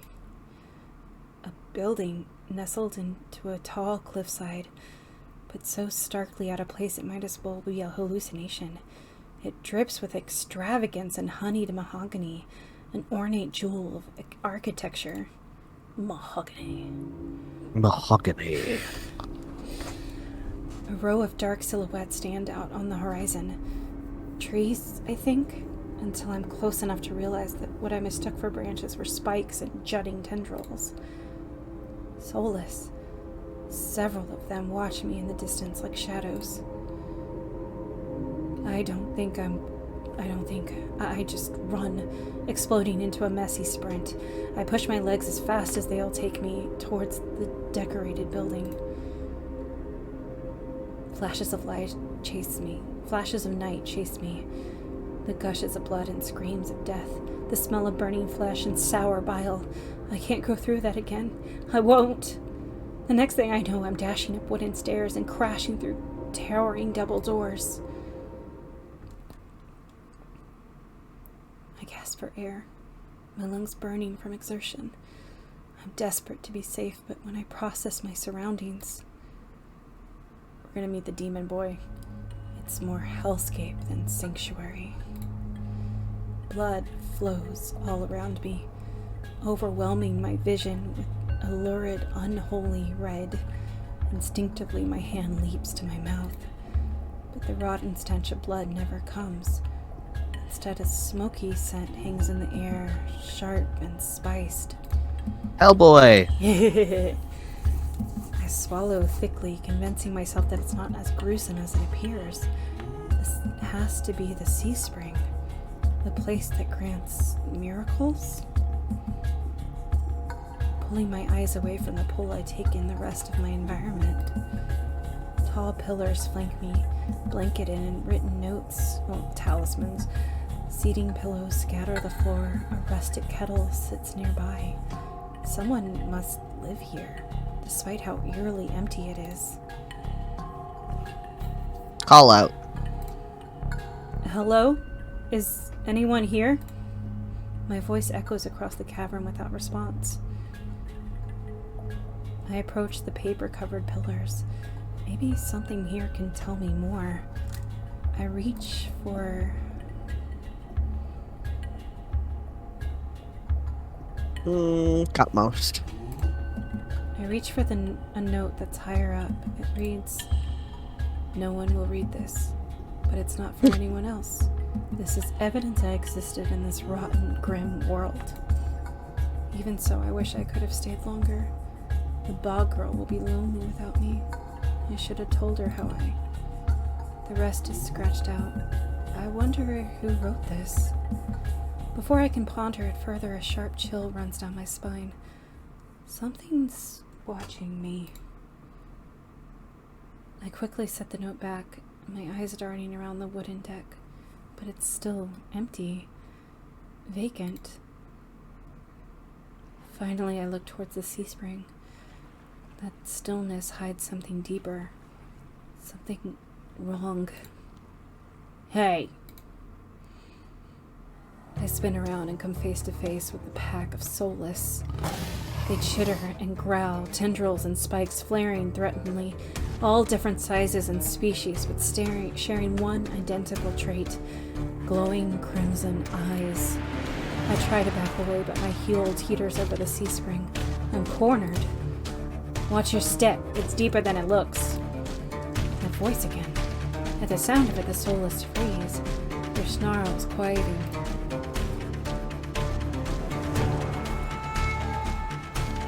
I search for this voice's source, and find it above me, lounging in the rafters. As a demon boy. Hello. "You look lost, little sparrow." His gaze is a violent crimson, one that sears through me, leaves me feeling raw and exposed. They're the same eyes I've seen over and over, first with the scarred woman, now with the soulless circling me, all bound by the sea spring's blood red. And the shroud of darkness behind him shapes like massive tentacles twist and coil around the wooden beams. I can't focus. The soulless growls ring in my ear. They're not advancing, but that could change at any second. Panic rises in my throat, and as I struggle to track them... Hey! Eyes on me. My stomach rolls as I tear my eyes away from the soulless. Don't ignore someone who's talking to you. It's not polite. For a moment, anger knocks my fear aside. Who is this bastard? Fuck you. I look right into his unnerving eyes, holding his gaze defiantly. Fuck you! Is that better? A crooked grin cracks across his face. We'll work on it. I scan the soulless again. They really aren't attacking posturing more than anything else. Almost as if they're waiting for commands. Did you tame them? Power of the sea spring. They're hungry, so they might bite. You could give me a reason to stop them. How about I didn't do anything wrong? Trespassing, and that's punishable by death? He gives a non-committal shrug. I called you out earlier to see if anyone was here. Were we supposed to play hide and seek? Didn't hear you. My voice stops in my throat. This man's terse coolness is both infuriating and terrifying. I rack my brain for a way to defuse the situation. Tell me what you want. Tell me what you want. I'm not in the mood for guessing games. Yeah, hands. Alarm jolts through me. I hide my hands under my cloak. Show me. Why? Won't ask twice. With a sharp huff, I reluctantly hold out my bandaged hands. Are you getting off on this? Ooh. Unwrap them. Yes, he's getting off on this. He's a hands guy. Heat rushes to my face and fire to my tongue. I should give him a piece of my mind, but not with his soulless R1 command from ripping not when his soulless R1 command from ripping me to shreds. Yet no matter how much I will myself to move, my body is frozen in place. I stand there for a long, agonizing minute. My hands are trembling when I finally raise them. I know the skin beneath the wrappings all too well. The hideous, unnatural flesh I've grown to despise. I grip the edge of the bandages. Stop! With a weary sigh, the man slides off the beam and lands with a thud that shakes the panels underfoot. He's a monster, with an imposing figure that towers over me. I couldn't tell how tall he was before, but he's big, illuminated by lantern light. His features are stronger, sharper. Subtle clinks of metal accompany each of his footsteps. The closer he gets to me, the faster my heart hitches. What does he want? Is he going to kill me? I step backwards and find nothing to set my foot on. I'd forgotten my back was to the sea spring. I fall right before a warm hand catches my lower back. Romantic. I'm hovering above the sea spring, the scent of smoke on leather enveloping me. Blazing crimson eyes bore into mine. Told you to watch your step. I'm too stunned to muster a response. Like I weigh nothing, he guides me back to solid ground and steps back. Following a subtle gesture from his fingers, the soulless around us disperse and relax. The shift in their demeanor is so abrupt, it gives me whiplash. The enormous tentacles are no longer in the rafters, though. Now I doubt I ever saw them at all. Either way, I exhale a breath of relief. Thanks. As focused on me as he was before, the monster pays no attention to me now. He kicks some seating pillows out of the walkways and checks the contents of the kettle with a scowl. The sudden disregard is almost insulting. So that's it? I'm not a threat anymore? You never were. Yep. Called it. Yep. Then why did you threaten me? People get honest when they're afraid. In other words, he was messing with me. I drag a hand over my face, exhausted by the fact that this is the second time a monster has provoked me today. You're Ace, aren't you? Depends who's asking. One of your friends told me this was your territory. She also said you were a gang leader. But there's no one else here. I thought there'd be more people. Ace picks up the kettle and walks to the edge of the sea spring, then dumps out the contents into the endless red. Gang took a walk. His pleasant smile stretches across his face, ear to ear. Then in an instant it drops. I get the sense I shouldn't ask about his gang again. Something must have happened. I've learned to recognize a real leader when I see one. Ace regrettably fits the type perfectly. Does he? I mean, if he's a real leader, then why did his gang take a walk? Or does the sea spring slowly turn people into soulless? Ooh. He knows how to scare people, and he expects submission. That doesn't really make you a leader, that makes you a bully. But it's uncommon for someone so used to being empowered to be so alone. He's not. He has like a whole gang of soulless people. Did you not see? What do you need the sea spring's power for? Depends. Can it cure a curse? Probably. You mean you don't know? Nope. He shakes out the empty kettle and starts collecting stray cups. tidying up. My frustration builds. I narrow my eyes at him in a questioning glare. When he notices, he returns it with an amused smirk. Are you being irritating on purpose? Listen, Sparrow. The sea spring can cure anything. Nothing's stopping you from trying it yourself. What do I have to do? Drink? I have to drink from the sea spring? My eyes glide to the blood-like pool beside us. The idea of ingesting the strange liquid makes my guts churn. Is there a price? Always. Ace taps his temple with a finger. You lose a little bit. That's it. I might have already beat it to the punch. My humor earns me an amused, fanged grin. This is a little different. When you drink from the sea spring, you forget who you are. Your mind combines with everyone who ever drank before. Human, monsters, soulless. One big happy family in your head. My blood runs cold. I've heard of these before. Group minds. I thought they were just rumors. I've heard whispers of cults performing rituals to bind their members' minds together. It never seemed possible. But something tells me this is real. Even if one thing doesn't add up. Your eyes are red too, but you obviously haven't forgotten who you are.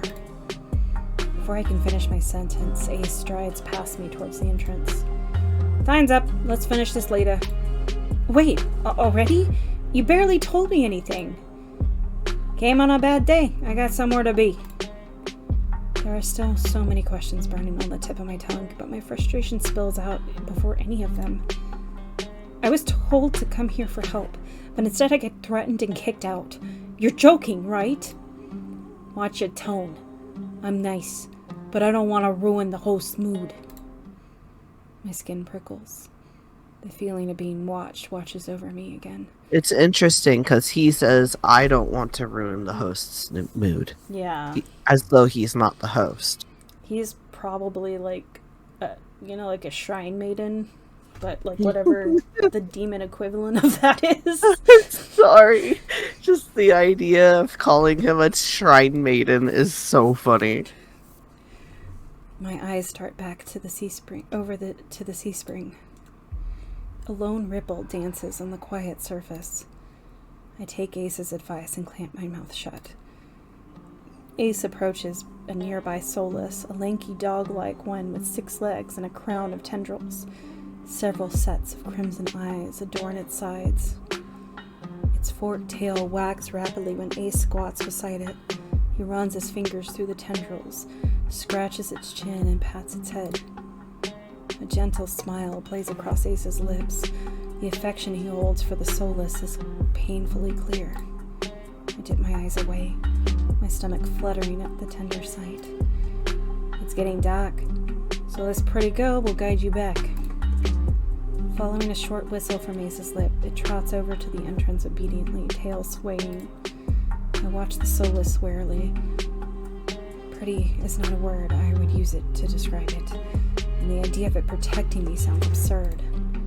If I decide to drink, how should I find you? Find someone with eyes like mine. I'll point you in the right direction. But think it over. Once you drink, you can't go back. It's a lot to process, but I give a small nod. At least I know I have another option for a cure, as disturbing as it may be. I follow the soulless at a measured distance and watch it nudge the giant doors open with ease. When I'm about to cross the threshold, I sneak one last glance behind me. My heart skips when I see Ace's eyes. I'm about to snap my head away, but he just flashes an easy smile. Till next time, Sparrow. I'll buy you a drink for scaring you. I don't trust myself to do anything but respond with another curt nod. Outside, more crimson-eyed soulless scuttle about. It's hard to believe it's the same threatening pack from before. They chase each other in circles, roll around in the bog's mud. They pay no attention to me as the dog-like one escorts me away. It's an uneventful trip. Sometimes the soulless looks over its shoulder at me to make sure I'm still following.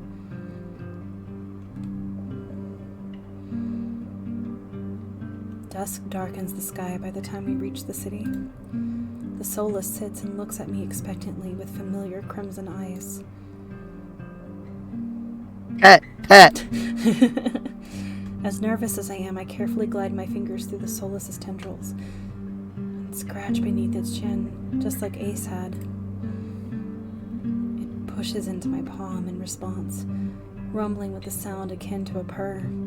The vibrations are soothing, almost healing my fatigue.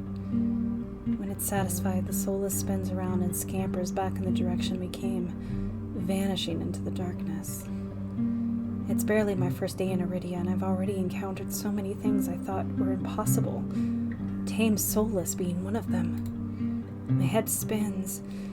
Maybe I should call it a day. We're gonna meet that rogue person. Nightfall creeps across the streets of Iridia. The city, labyrinthine even in daytime, has become a warren of treacherous alleyways. Well, at least we know we're in front of the doctor's house. Mm-hmm.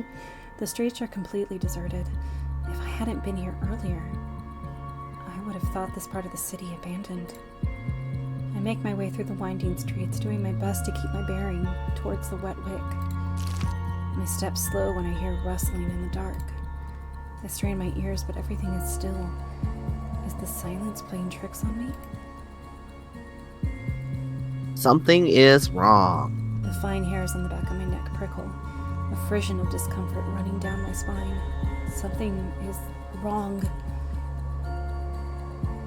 My eyes dart from one side of the street to the other, searching for movement, but the shadows are as deep and dark as pools of ink, and I see nothing.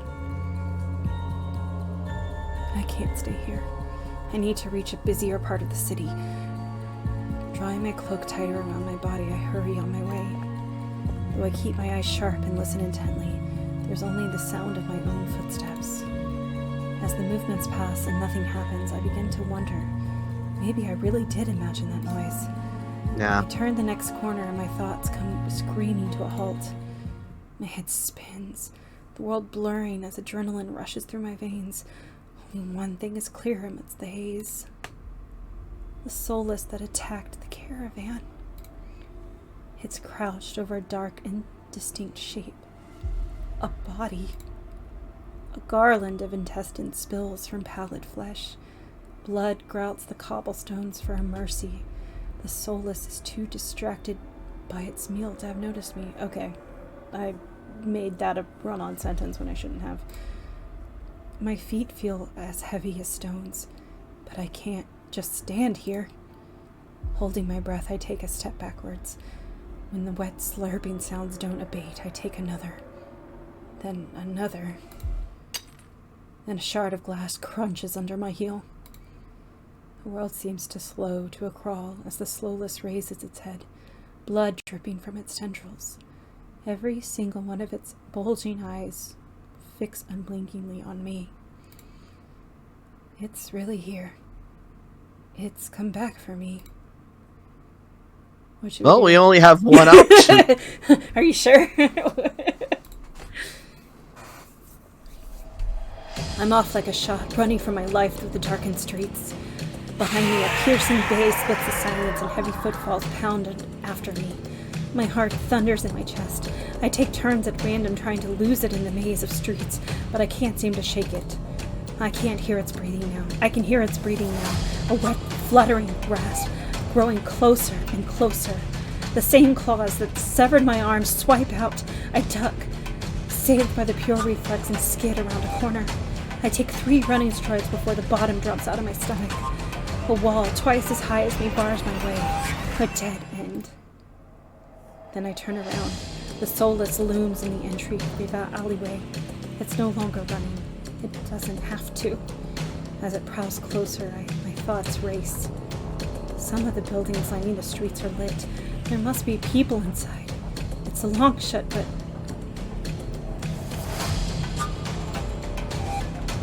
Try nearest door. I whirl, grabbing at the handle of the closest door.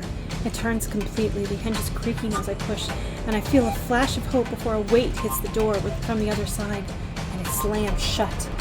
The click of the lock turning its grimly final. is grimly final. In this wretched world, few people will stick their neck out to help their own flesh and blood. Never mind a stranger. The soulless I figured. A soulless gives a rasping hiss. It's only warning I get before it lunges for me, and with a flash of claws, I hurl myself to the side, but the slick cobblestone would betray me. I fall, sprawling over the rough stone. As the soulless looms over me, I scrabble away from it until my back hits the wall. There's nowhere left to go. It descends on me for the kill. But the impact never comes. We're gonna meet the rogue. Yep. I warily crack one eye open, then the other, not sure whether I should believe what I'm seeing. A hooded figure crouches in front of me, one blood-stained hand outstretched. Moonlight silvers. Oh, okay. It's just a weird... Why are we objectifying nouns? Moonlight silvers the edge of their stiletto knife. Their face and hands are splattered with blood, and the soulless. My eyes dart past my unexpected rescuer to the misshapen form behind them. The soulless's many eyes, once restless and vibrant, now look dull and waxy. A red pool spreads slowly from under its body. Numb with shock, I can't help but stare. It's dead. After all the people it's killed, after nearly killing me twice, I can hardly believe it. Well, I gingerly take the offered hand. The stranger's gaze dips to my bandages. Pale lips part on the brink of a question, then close again. With the strength belying their slight frame, they pull me to my feet. As soon as I'm on my own 2 feet again, they pull away from me and start wiping the blood from their face and hands. Stay here. They turn away from me stiffly, leaning over the soulless's gangly body. With their back towards me, I realized that I saw their hooded silhouette at the cenobium. You're shorter than I thought. Yeah. You're shorter than I thought. They give me a startled look before their eyes narrow. It seems I've touched a nerve. I'm surprised you think at all. Maybe I deserve that. Before I can formulate a response, they continue. What are you thinking traveling alone at night?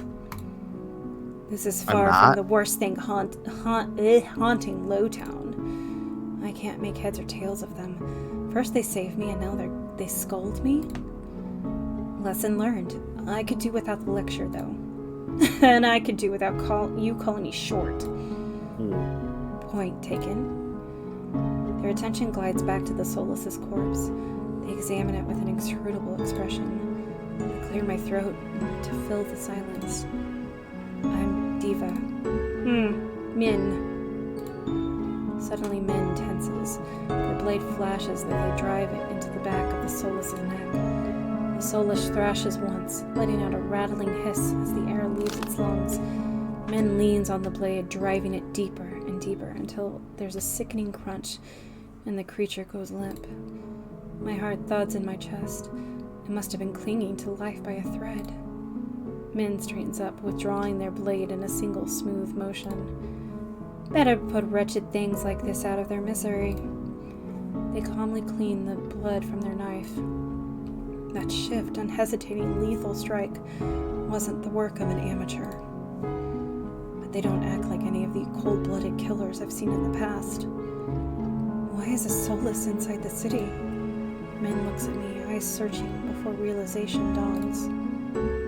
You're new here. There's no walls around the city. Soulless can come and go as they please until someone is contracted to stop them. The Cenobian patrols don't bother to protect Lowtown. Not anymore. Let me guess, you're not a fan of the Cenobium. I wouldn't go that far. Their brow abruptly furrows, and they see their knife, motioning for me to follow them. It's not safe here. The vultures can smell death. I'm not quite sure what they mean, but I don't want to stay lost in this city.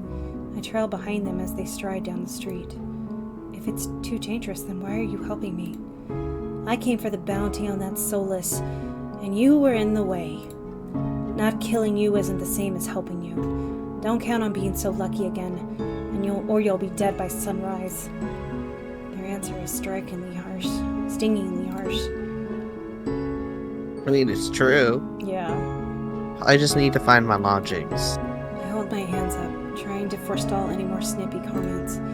Alright, I get it. I'd love to get out of your way, but I'm sort of lost. I just need directions back to my lodgings. What makes you think I'll help you? Nothing, but there's no harm in asking. That seems to catch them off guard. Their brow knits and they look away scowling. How troublesome. deVa?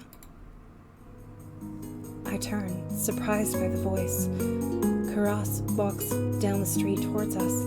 His white and gold clothing is pristine, despite the grime of the city. Hello, Min. I see that Solus was your work.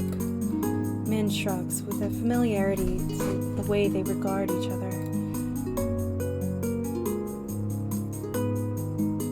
I didn't know you had friends, Min. I didn't know you had friends, Min. I don't. Freelance work is dangerous, and Kuras is a doctor, that's all. deVa needs to get back to wherever they're staying, before they wander in the jaws of another soulless. It is late. Were you able to find a place to stay, deVa? I'm staying at the Wetwick. Both their faces fall. I see. Would you like a guide? It might be preferable to wandering around about the alleyways.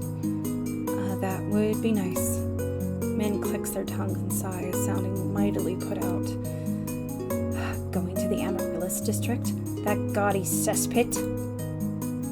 Come this way. Despite Min's clear distaste, when Kuras leads me down the street, they keep pace with us. Catching my curious glance, Min's eyes narrow. It's not safe this late. I don't care about you, but Kuras is the only doctor worth a damn in this place. Are you like this with everyone? The deadpan look Min gives me is an answer enough. I catch Kuras hiding a slight smile. I suppress a sigh and resign myself to having a grumpy shadow all the way back to the Wetwick. The route Kuras takes is completely different from my slow meandering earlier this morning.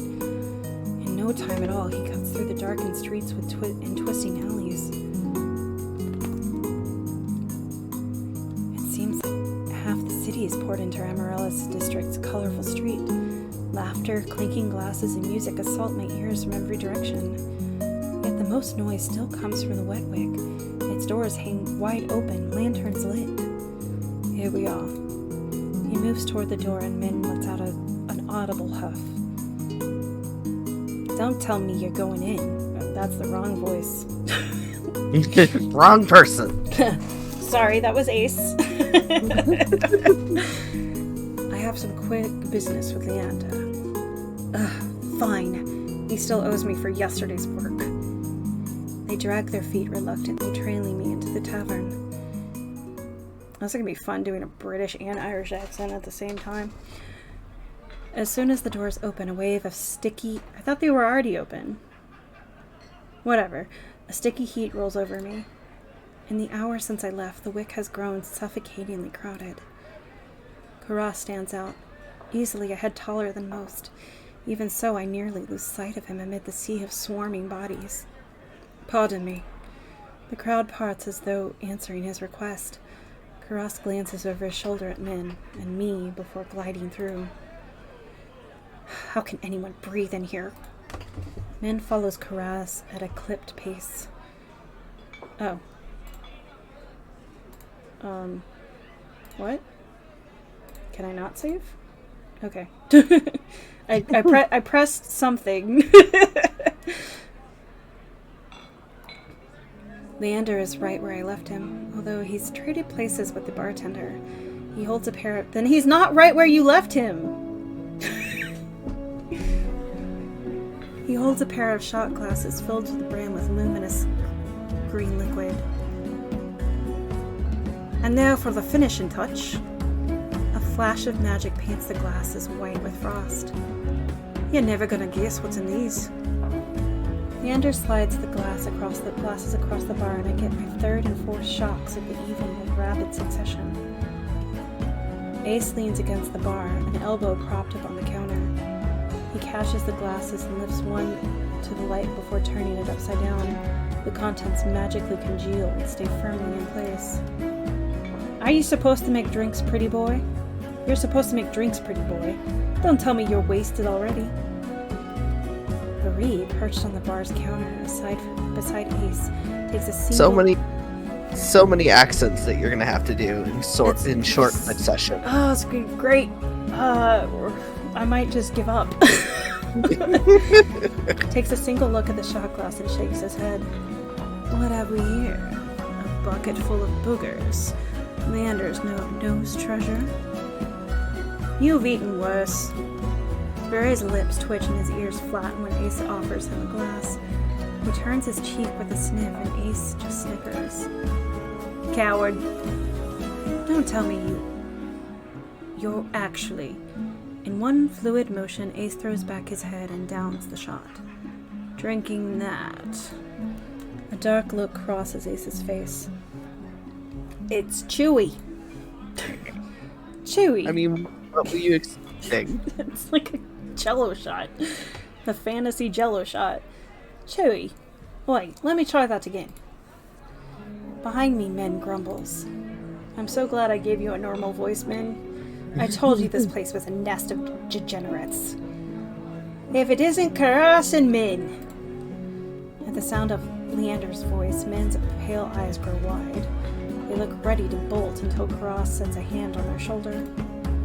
I promise this will not take long. Min's eyes dart from Karas's hands to his face, then soften. Fine, you first. While they step forward, I linger behind, struck by a sudden revelation.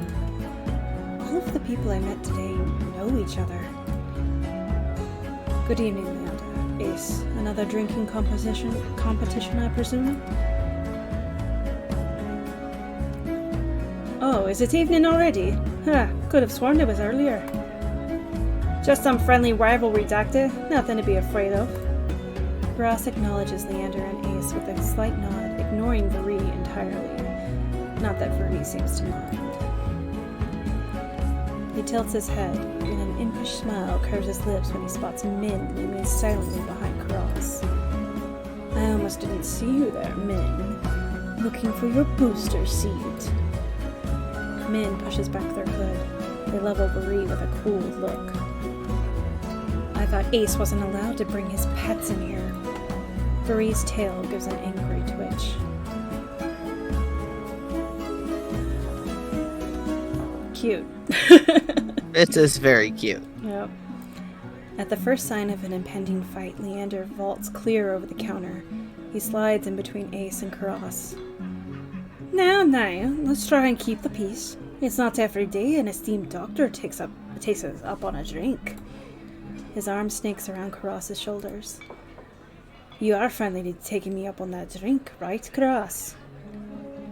I'm afraid not. We were merely escorting deVa back to their lodgings.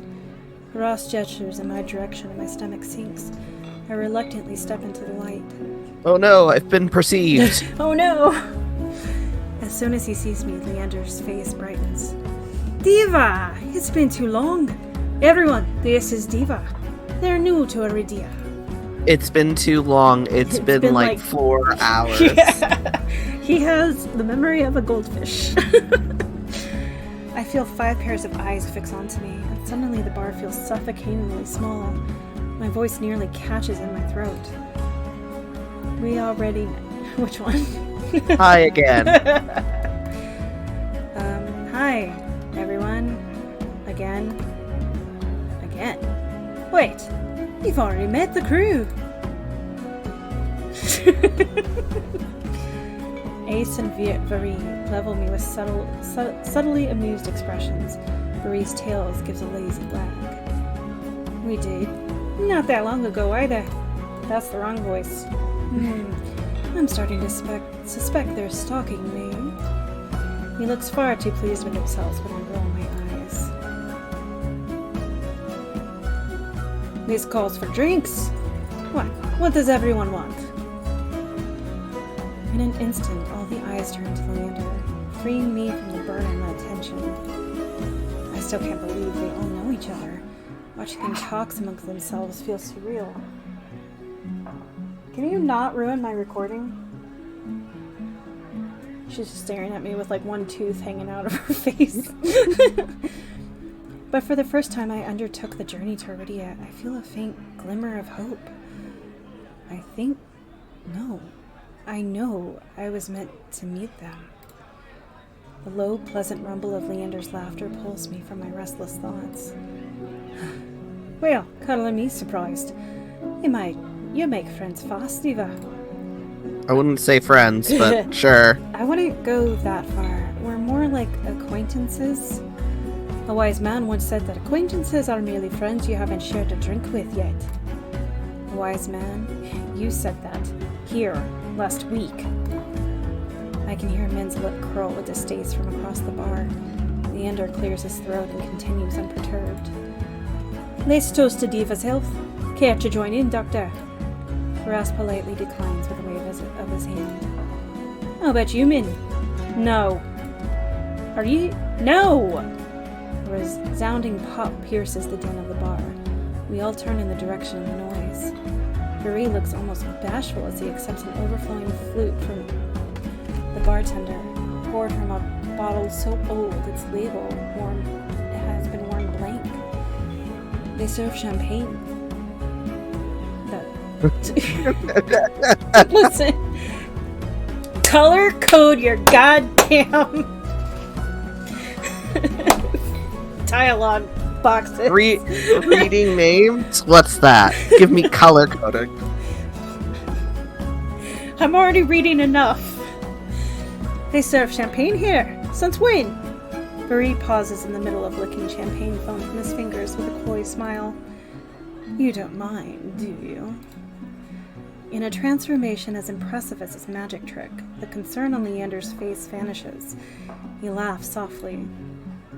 Being my guest, I know you've got expensive taste. Then he shoots the bartender a frantic look. Unbothered or uninterested in his company, Ace Cants?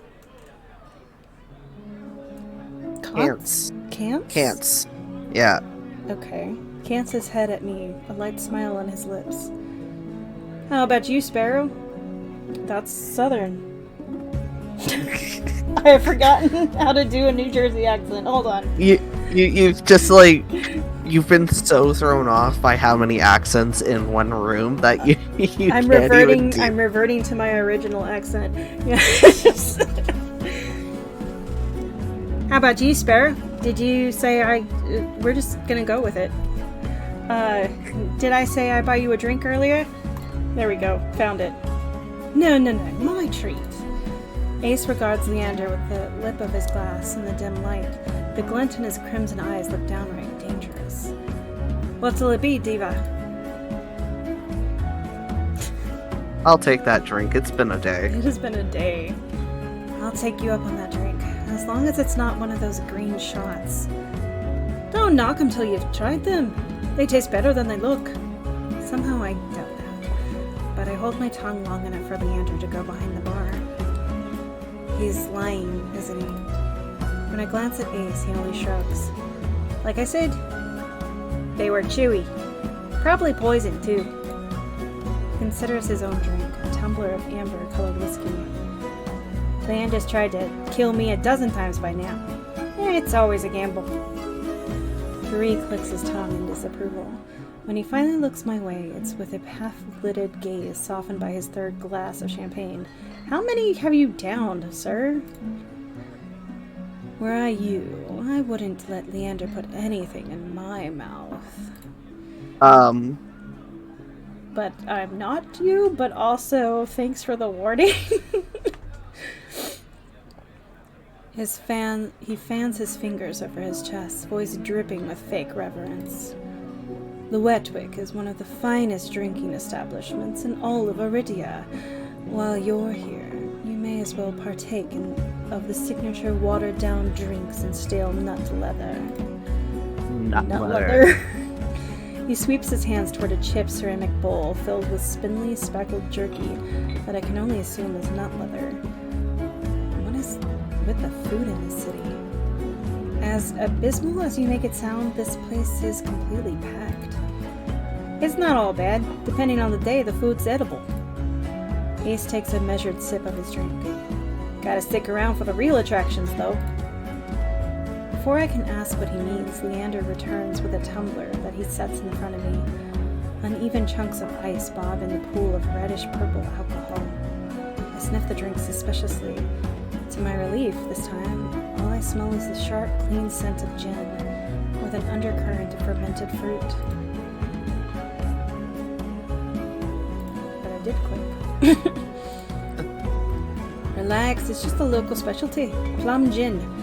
Although, if you're feeling more adventurous, I've got a jello shot with your name on it. I shake my head. Leander raps his knuckle against the bar until the group falls silent.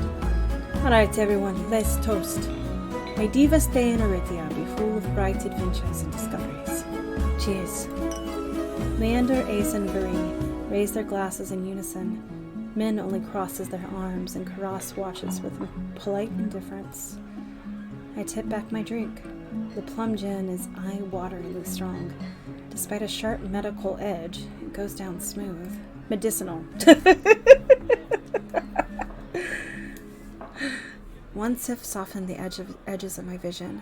The next fades the din of the crowded bar into a low, persistent murmur. Oh my god, how weak are you with alcohol? I mean, considering that they've only had churros today. I find myself unwinding for what feels like the first time in years. Aren't you the popular one, deVa? I'm guessing you met Karas first. It would be more accurate to say I found them. He saved my life. I merely performed my duty as a doctor. I'm ready to be done. This is we've been doing this for over 2 hours. I merely performed my duty as a doctor. Although I must admit that I was confused when I woke up missing all my clothes. Leander makes a choked noise. Somewhere behind him, Min sighs. It's not what you think. deVa was in a grave condition. I could hardly treat such injuries through tattered clothes. The silence that follows stretches uncomfortably long. I look away, unable to face Karas' disappointment, and watch Varee snickering behind his hand. That's my cue to change the topic. Karas isn't the only one who saved me today. Don't you listen? I didn't save you. You were simply there. You existed, that's it. That's Min for ya. Leander reaches for Min, but they duck under his arm with practiced ease, without so much as looking his way. As reliable as they are moody. You're one to talk, considering you neglected to warn them to stay off the streets at night. Might have gotten a little distracted. Min's only response is a short breath. At any rate, I never got a chance to thank you, Min. Don't. The less soulless alive, the better. For a heartbeat, Min's eyes flick toward Ace, and their lips twist. Ace is too busy nodding along to Varee's enthusiastic pantomime of stabbing to notice. Lost, no doubt, in an enthralling discussion. I've had enough of this hellhole. Let's go. Min and Karas share a brief look, then the doctor speaks up. Very well, but there is something that I must discuss with Leander. If you'll excuse us, deVa. And just like that, the three of them depart, leaving me alone to savor my gin in silence. Or so I think, until I hear a voice so soft and low it's practically a purr. 2 guesses as to who this bitch is. Lost your tour guide. I turn to find crimson and pink eyes turned on me. It's not lost on me that they chose the instant the others left to strike.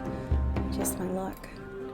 I had to abandon I had to be abandoned with the two most irritating people I've met all day.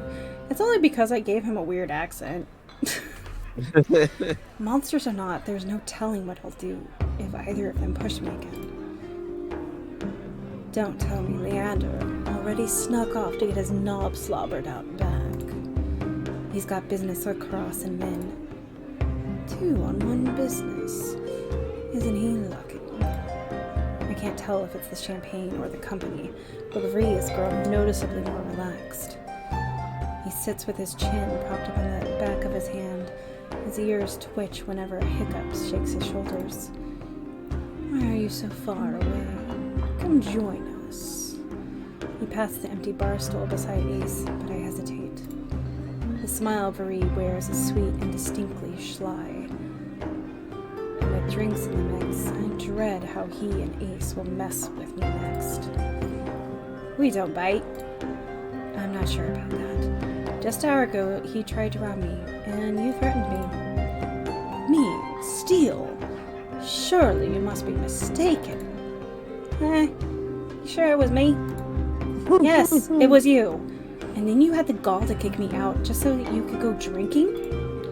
He gives another one of his shrugs. I was lonely. A simpler answer than I expected, but I guess I can't fault him for that. Vree suddenly slumps forward, gossamer sleeves pulling where he rests his elbows on his knees. Ace sets his hand on Vree's waist, narrowly preventing him from tipping off the counter. How about we start fresh?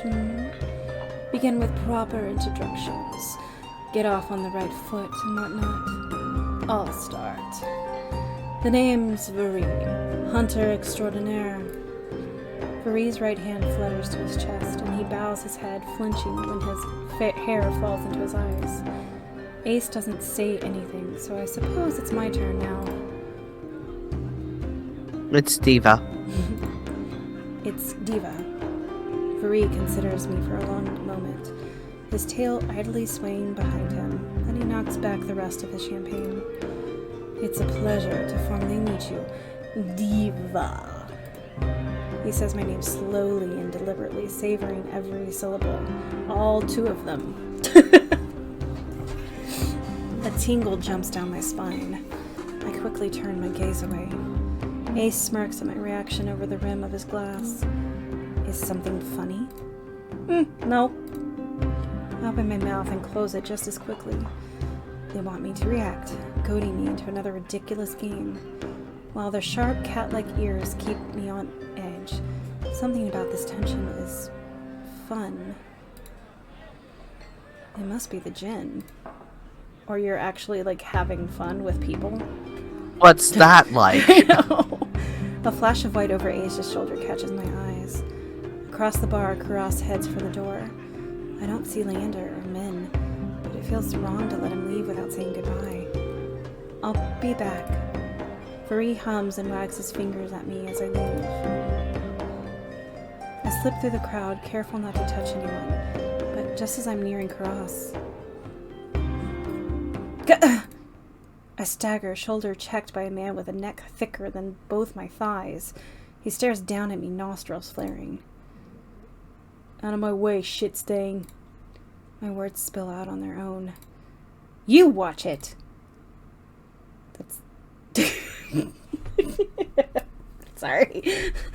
Normally you say that when someone says, watch it, bud. I regret them as soon as they leave my mouth. That fucking gin. The roughneck wheels around, shoving a bloodhound out of the way so he can close in on me. What did you say? He shoves me backwards, sending me stumbling to the sticky floor.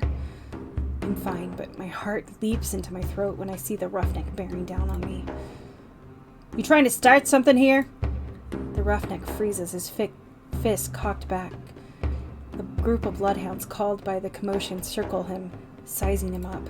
For what feels like an agonizingly long moment, the roughneck looks from me to the bloodhounds. Finally, he sniffs and spits on the floor next to me. The lob narrowly misses my cheek. Gross. Screw it. Too many freaks in this circus tonight. He turns his back on me, and comes face to face with Ace. A dangerous smile spreads across his face. You'll do. What happens next is a blur. Ace's fist crashes into the roughneck's jaw, causing an eruption of gasps, shouts, and even cheers around us. I scramble to my feet right as the frantic crowd swarms around me, cutting off my sight of everything and everyone. Through the ruckus, I hear Leander shouting, "Hey! Hey, Ace! Take it outside!" That was almost Australian. "Ignore them, everyone." That is definitely Australian. I think I just lost the Irish. "Look, drinks are on me." There we go. We're back. Those 4 words, the wick erupts with hoots and hollers. The ring around me disperses as bloodhounds and onlookers rush towards the bar. Through the thinning crowd, I catch glimpses of familiar faces. Ace vanishes out the back, dragging the roughneck behind him. Ross lingers near the door, searching. I suspect for any wounded before he departs. Min draws their hood up tight as they slip out a side door, while Marie leans over the counter to swipe a glass of wine from a nut behind the bar. And Leander, seated at the opposite end of the bar, gestures dramatically and apologetically at the bartender. In the space of a heartbeat, I realize that there's no telling when or if I'll see any of them ever again. I mean, you are going to be living above their hangout. Yeah. So, you tell me. Whoever I pursue may be the last person I get to speak to tonight. I follow somebody. Should we roll? Who do you like so far? Who do you find fun so far? It's kind of a toss-up between Ace and Min. I'm gonna say Ace. Okay. But who are you liking so far? I'm still gonna choose Ace, but...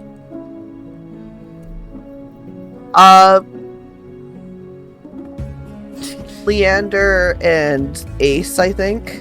Alright, so we both agree on Ace. Yeah. I just like Min because they're short and angry. Does that remind you of people you know? Yes. Pretty much everybody in our group chat is short and angry all the time. It's funny because, like, I always think that everyone's tall, and then I'm like, wait a minute. I am the tallest one in our group, and I'm only 5'7". No, you and I are the same height. Okay, yeah, we are the tallest ones in our group.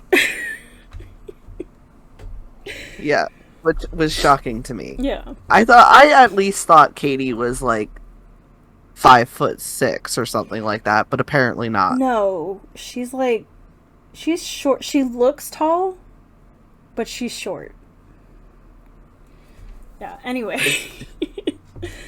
Morbid curiosity draws me after Ace. I slink out the back of the wet wick. You're just gonna watch him beat the shit out of a guy. The alley's dead silent. Not really what I expected to form from a fight. Or maybe he's eating the guy. A dull crunch reaches my ears, then a thud.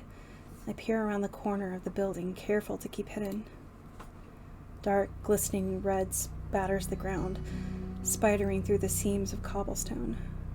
It guides my eyes to a collapsed body across from me. Once so violent, the roughneck is now little more than a sack of crumpled flesh, blotted with mud. Ace exhales, his breath misting against the cold air.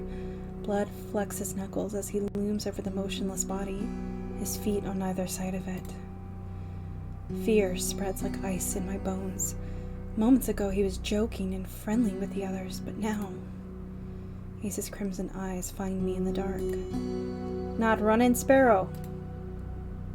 I warily rise to my feet, moonlight illuminating my face.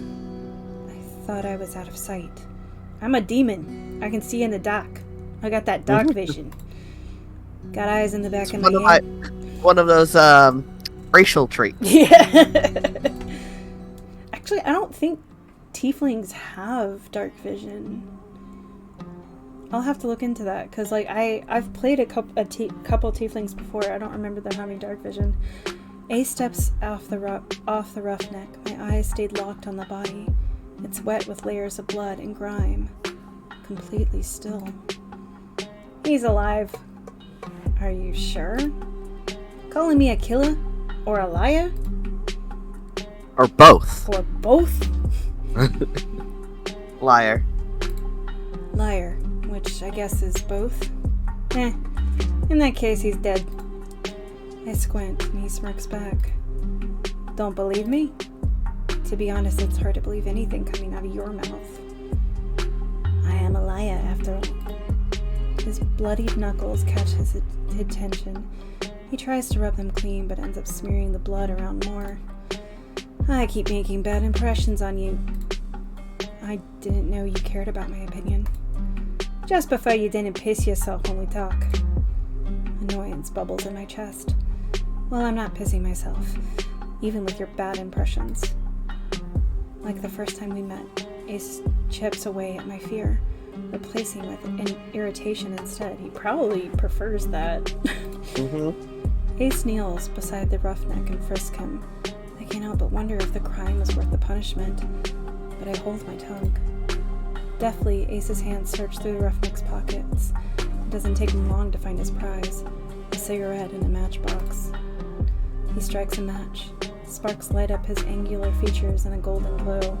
It's distracting for a moment, but my gaze inevitably drops back to the muddy body. He's a smoker, so that automatically means that I can't be around him, so we're gonna have to go back and talk to Min.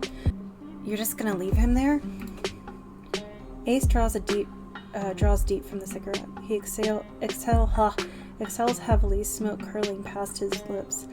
I breathe in the sweet scent of cloves and immediately start having something akin to an asthmatic attack, even though I'm not asthmatic. As his tension melts away, he looks at me with cool, lidded eyes.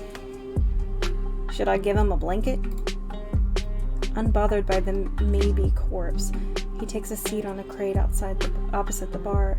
I stand awkwardly, forgetting why I came out here in the first place, to watch a guy get the shit beaten out of him. An unpleasant silence stretches between us. Weather's nice. Cold, murky, and humid, he means. I want to believe he's teasing me, but for all I know, this is pleasant for Iridia. Was Princess good company? Who? He takes another long drag. His metal rings catch the light of the cigarette and a flash of red. The soulless who escorted you back. You named it Princess? Jealous? I return his smile. You have no idea. I think your nickname's more fitting. Sparrow. I'm not sure where Ace got it from. Maybe I should tell him to call me by my name. But it's a kind of nice. Not that I'd ever tell him that. Before I can dissect my feelings, I quickly change the subject back to the soulless. She was cute. She was kind of cute, in a weird way. I glance absentmindedly at my hand, remembering how she nuzzled into my palm at my touch. Ace's eyes softened for a brief moment. Her tail wouldn't stop going when she got back. The group of them don't get much attention. Think she's cute now. Wait till you see her tricks. You taught her tricks? Princess is a smart one. She'll learn anything if you have the right rewards. Sounds about right. The idea of tame soulless is still so outlandish to me. I was mauled by a mindless, bloodthirsty beast, and he's talking about them like they're pets. But it's possible all because of the sea spring. I need to get the answers he wouldn't give me before. I carefully take a seat beside him on the crate, contemplating my strategy. He doesn't seem to mind. He closes his eyes, tilts back his head against the wall, relaxed. Without the pressure of his intense gaze, I feel myself ease up too. As long as I keep my attention away from the bloody heap across from us, I glance over at Ace and allow my eyes to linger. A sea glass-colored tattoo spirals up his arm, painting over grooves of muscles. Silver jewelry glints in the moonlight. It draws my eyes to his bare chest, though. Rough hands, carved jaw. His ears, his horns, his pupils. Everything about him is sharp, even the fangs that only show when he grins. Not many scars, though. Strange, save for the one cut through his brow. Ace is unmarked for how seasoned he acts. What's your verdict? I whip my head in the opposite direction. What verdict? Got a long good look. Are you impressed, or do I need work? My face grows hot. You're annoying. You're annoying. He responds with a low chuckle draped in smoke. Didn't stop you from staring. My embarrassment spikes. Without thinking, I blurt out a change in topic. I have questions about the sea spring. Boredom eclipses his amusement in an instant. He closes his eyes again. Of course you do. I thought I made myself clear what you'd be giving up. Before you kicked me out to go drinking, I still need to know more. My turn for a question. It sounds more like an order than anything else. I bristle under his narrowed gaze. Fine. He takes a long pull from his cigarette and lets the smoke trail slowly from his lips. Your curse. What about it? This song and dance is all too familiar. The selfish questions come first. What does it do? Is it painful? Can you control it? I brace myself for the inevitable onslaught. Is the thought of living with it really so unbearable? My dread dies with his words. No one has asked me that before. You survived this long, unless you're running out of time. I'd wonder if it's really worth the sacrifice. He flicks the cigarette aside and props his head on blood-smeared knuckles. What do I know? I'm just an outsider. My fingers fuss with the trim of my cloak. Ordinarily, I feel annoyed, but now my chest feels tight. You could have sold me if you were less honest. You're a shit salesman. I thought I was a liar. I changed my mind. We lapse into silence again. This time it's surprisingly nice. The quiet, chilled air is a calming reprieve. Hold on. Bless you. I was holding on to that for like 5 lines. You know, you didn't seem like an outsider back at the bar. A lot of people like you.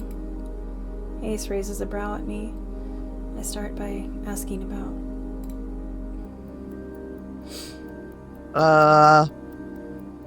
There. I'm surprised to see that you and Vuri were close. Blessing and a curse. From what I've gathered, most people think he's, I don't know, an asshole. You've only talked to, like, him. And the person. and the cleric. And the cleric. And water's wet.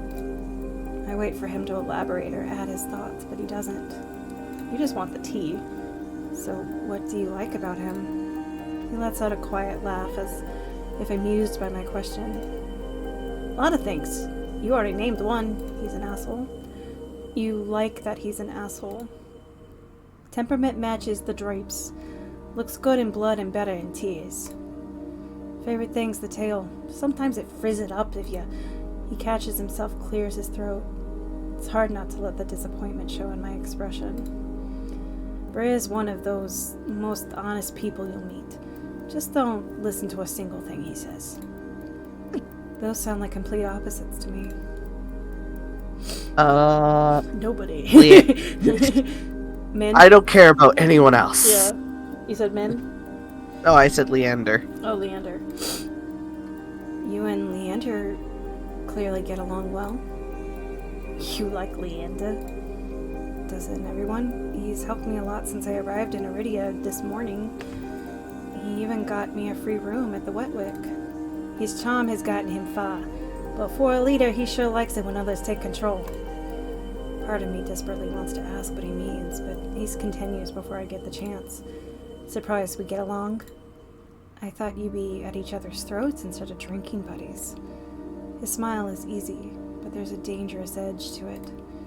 Land has done a good job for a human. Naturally, there'll come a time when his resolve is tested.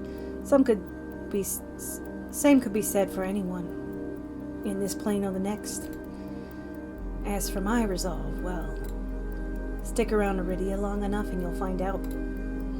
I nod slowly. I can't decide if it sounds like a promise or a threat. Got any more observations, Sparrow? Min. Maybe Min doesn't necessarily like you, but they definitely pay attention to you.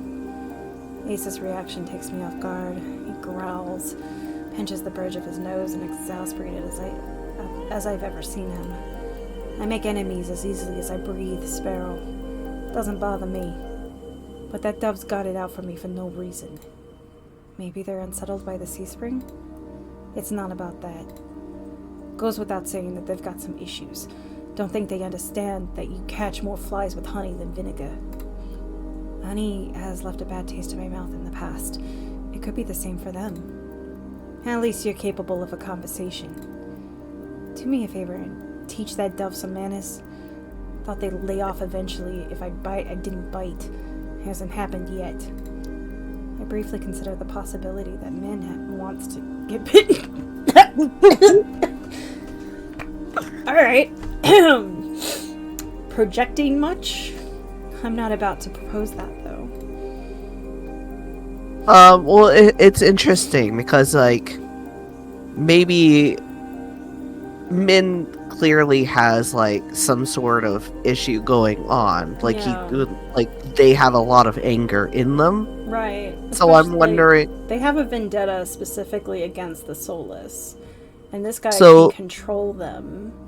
Yeah, but also, like, it could be a form of, like, self-abuse, you Yeah. know, getting ass kicked, just constantly pushing yourself and trying to get into fights with bigger and bigger people. Yeah. So maybe that's what it means by bitten, Yeah, but that's true. But that's not why we're here. Nope. Alright, Caress. I didn't know that you and Caress were friends. In a way. I help him in the clinic sometimes. Doctor doesn't let most people closer than arm's length. And you do? Heart's on my sleeve. Get the sense Caress was like that in the past. Must have been burned. He trails off after the last few words, then shrugs. He opens up in his own ways, if he's relaxed enough. I don't know how to even imagine that. You'd be surprised, even the doctor has an endearing side. I can't decide what's more intriguing, the fact that Caress has an endearing side, or the idea that Ace has managed to coax it out of him. Tell me if you ever uncover any of his other secrets. I'd kill to know more. My main point is that, speaking from experience, being an outsider usually means you don't have friends. I don't. I level him with a tired look. Fine, I'll confess. I have one friend, and her name is Princess. Don't say yourself. Okadius. My skin prickles at the name, hair standing on end. Who's that? A friend. It lives in my head. It lives in your head. Ace taps his temple with a finger. Right here. Scared you off yet? That'd be the third bad impression I made on you today. I'm stunned for a long moment, processing what he's told me. Then I burst into a fit of laughter. You're serious? Ace grins wide enough to flash his fangs. Deadly. It sounds so fucking absurd, I can't help it. On top of everything I've gone through today, it feels like I'm living in a fever dream. I've come close to death more times than I can count, encountered tame, soulless, and horrifying group mind. And now I'm supposed to believe that there's someone living inside Ace's head? There are tears in my eyes by the time I rein myself in. Ace waits patiently, lips quirked in amusement. Sorry. It just sounds ridiculous. The tension that wound my shoulders so tightly has melted away, and for the first time in a long time, I feel like I can breathe. I feel better. Dukas! Where in the rat's ass are you? Raucous, gruff shouts rise in the street, echoed by the sound of heavy boots sloshing through mud. The voices share the roughneck's accent from the bar, the same roughneck who is still maybe dead and lying bloodied across from us.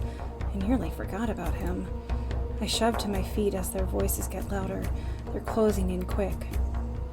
Ace pulls me by the wrist out of the alleyway, away from the beaming moonlight. We dive into a nook between buildings, veiled in the shade of tattered canopies. It's a tight fit. Ace boxes me in against the wall, his body all but pressed against mine as he towers over me. For the second time today, the heady scent of smoke envelops me, but this time cut with a metallic tinge of someone else's blood. Ace pitches his voice low. Quiet. My heart leaps into my throat. I'm suddenly acutely aware of the heat radiating off of Ace's body, the feeling of his leg grazing my thigh, the closeness of his breath. This is bad. I can't get turned on now. I squirm against him and earn a burning crimson glare. Do we really have to? His hand covers my mouth, muffling my whispers. He shakes his head. Don't. Damn! He's over here! Dukas! Wake up, you bastard! A group of individuals, all brandishing spiked weapons, fill the alley. Once I get glimpses of their violet sashes, I instantly know they're not just roughnecks. They're gangsters. Only gangs with a lot of influence would fly colors so openly. I wish I could see what they were doing, but Ace's arm all but blocks my sight. My eyes trail up from the teal markings. They coil around his arm, his biceps. They lead up to Ace's collarbone to the cords hanging around his neck. And to the smuggest smirk I've ever seen. What should we do? Fight him. I move before I can think, opening my mouth enough to bare my teeth and bite down on Ace's palm, hard. He winces, surprise flashing across his feature. His hand leaves my mouth and I gasp for air. My breath is rapid from the adrenaline, but it's only when I lick my lips, when I taste the metallic tang of blood, that I realize I broke skin. Or you're tasting the blood of the guy that he, fucking beat the shit out of. Could be that. Panic builds in my chest. My body tenses, bracing for his reaction. Every movement he makes is slow and deliberate. He bends down, leans close to my ear, and in a husky whisper only I can hear, "At least someone could draw blood today."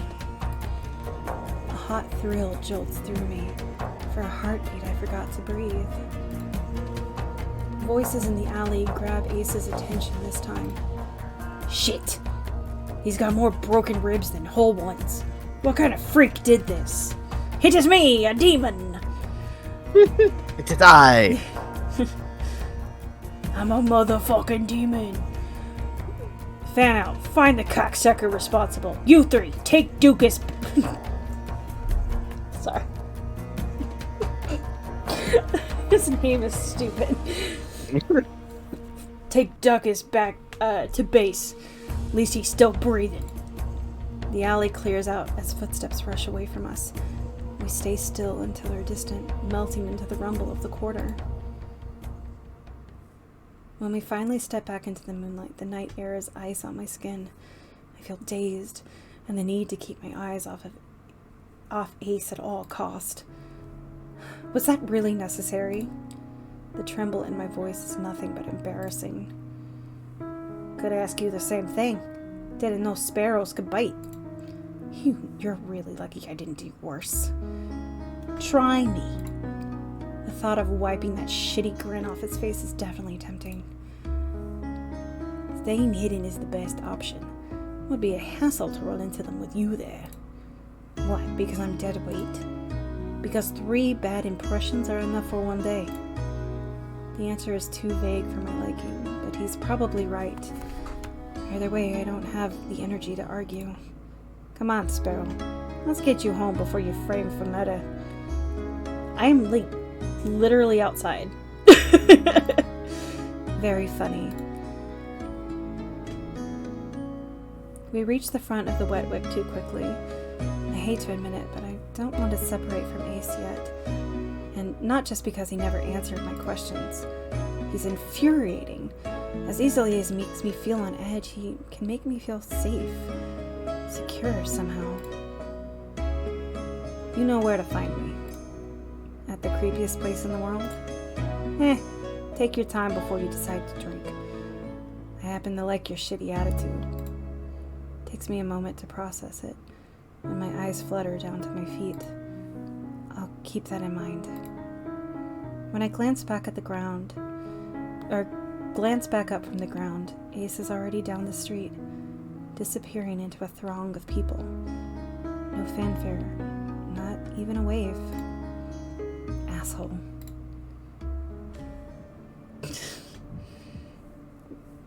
Interesting. Do we want to choose? I don't really know what it means exactly, because I mean, let's do I this. feel... Okay. Alright, let's just continue with our demon boy. Okay. Oh, I get it. Okay. An intimidating yet laid-back outsider, Ace presides over a sea spring with unnerving powers. He offers you a miracle, but the price means submitting yourself to a horrifying presence at the heart of the spring. Will you gaze into the abyss for answers, even at the risk of losing yourself? Sure. Ruri serves as a warning to the dangers posed by the cenobium. As cunning as he is curious, Viri finds you fascinating, insists that he can help.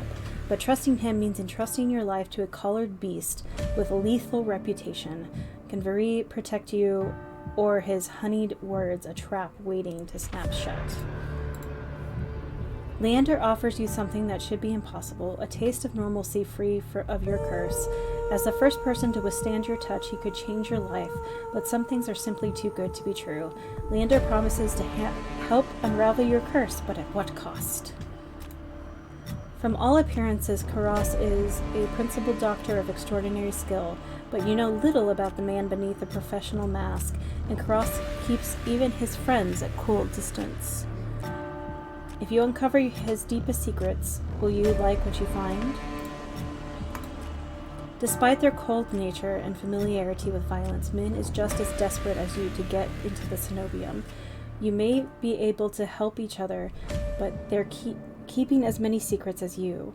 They claim they're dangerous, but could they be your only chance in getting into the cenobium? We're gonna go with Demon Boy. Confirm. Mm-hmm. Thank you for playing. Woo! Alright, so what did you think, Vaughn? That's actually a lot of fun. Yeah. I mean, we've played a couple of visual novels together before, and I think this one is actually, like, the most intriguing that we've played, because, like, some of them are just really boring. You're thinking of that first one, that we were going to play for the Patreon, aren't you? Was it Minotaur Hotel? Oh, and you know what? Never mind. But that was, yeah. That's. Oh, are you talking about the vampire one? Oh, no. The one that was, like, it started off, like, its cold open was really fucking good. Yeah, and then it got, like, bizarre. Yeah, it got really stupid bizarre. Like, it was, like, all about Baras and murder on, like, a haunted island or some shit. And the cold open was so good, but the very first, like, chapter was so boring. And so, like, different paced. Yeah. It was like, what happened to the murder? What happened to the suspense? And it's like, no, we're gonna go on, like, this little weird jaunt of a day in life of a Bara in London for some fucking reason. And now he has to go get drugs from a guy who gets sucked off by cops in the park restroom. So I'm just like, this is not great. I don't like this. This is really fucking boring. Yep. I was like, it had like so much promise in the first 10 minutes. But this, Oh yeah, both of us were like, oh damn. yeah. Like even Jamie was like, oh shit. But then like halfway through the first chapter, Jamie was like, I'm tired, I'm going to bed. But yeah, and then there was the vampire one where Love Bite? yeah, Love Or Bites. And that one, I don't know what it is about it, but like, I don't know. I feel like it would be better. It's definitely better than the other one, for sure. But balloon boobs turn me off, man. Like when all your boobs are balloons, and like the lazy character art for the main character or whatever. Where it's just like, oh, we can easily turn this guy into a girl for the quote-unquote girl version. We just have to like give him lips and smaller boobs. Like, I don't know, it just seemed lazy to me. The story itself was intriguing, but not like intriguing enough to make the sexy bits worth it to me, I guess. Yeah. Like, so everyone should know by now that I am asexual, and I don't read porn the way you're supposed to. The way you're supposed to is really funny. Yeah. The way a large majority of society reads it. Yeah, I don't process porn the same way the vast majority of the world processes porn. Most of the time, porn is hilarious to me. But I need a good story to get me through the sexy bits. The sexy fun times. Because if it's all sexy fun times and there's not a good enough story, I lose interest very quickly. And I think that's what happened with Love Bites. Yeah. And that also, like, well, and the whole thing with Minotaur Hotel was that it was a slow burn. It was so slow. It was so fucking slow. And the one, like, sexy fun times that we got was disgusting. It was just like, it was a gangbang in a truck stop restroom, and I am not here for that. Nope. So I'm just like, nope. But yeah, we really need, we have so many. I really want to play Orc Massage. I don't think I own it though. But I do. Yeah. Oh, nice. Okay. Well, eventually we will get back to Patreon stuff, but you're the only patron, so. Oh my god. Yeah, no, this game looks really intriguing. Yeah, like as much as I like to comment on, how stupid the protagonist is. Listen, protagonists are stupid everywhere. Like, they're gonna make stupid mistakes. It's fine. Especially when, like, things like this are meant to be, like, the romantic formula. And romance protagonists are some of the stupidest people in the world. Yep. But this one at least acknowledges that they have urges or feelings. Unlike some other romances that I've read where it's just like, I don't feel anything for this person. And then suddenly, oh, I'm in love. And love means badonk, or bow chicka wow wow town. I like that you're like, badonk. Yeah. Because you were gonna say badonkadonk, I was weren't gonna. you? Yeah, I was gonna say badonkadonk. And I that's just not reali- what it meant. I meant to say about Chicka Wow Wow Town. Yeah, I just realized you made me an affiliated channel, and I'm just laughing at the avatar. Yes. Is it like it's a raccoon, right? Yeah, it's a raccoon I took a picture of in the backyard as it Yeah. was falling backwards.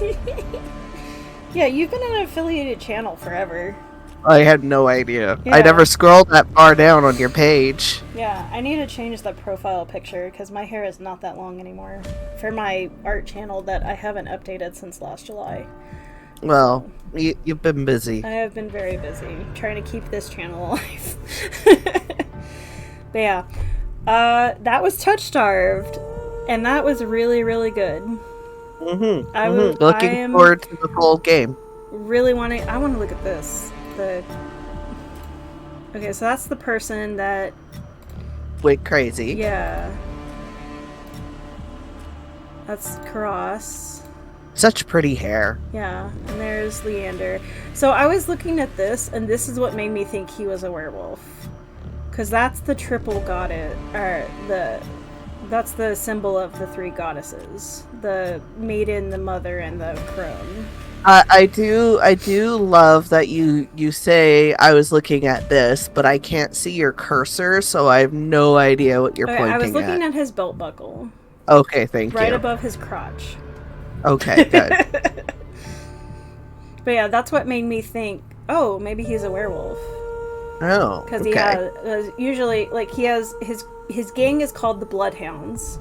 Yeah. Which is, and then he has this belt buckle that is the three goddesses, so, are very tied to the moons. And then we've got this dude. Now we can see his outfit properly. Because he's got the asymmetrical pants shit going on. Yeah. He is absolutely a sub. Just 100%. Look at all those belts. And then this dude, he also has a lot of belts. Different position, though. Yeah. This is cute. I don't know what it is about braided bracelets on guys, but I just think it's cute that they wear them. Yeah. And then this person looks like they belong in a fantasy realm. Unlike the others.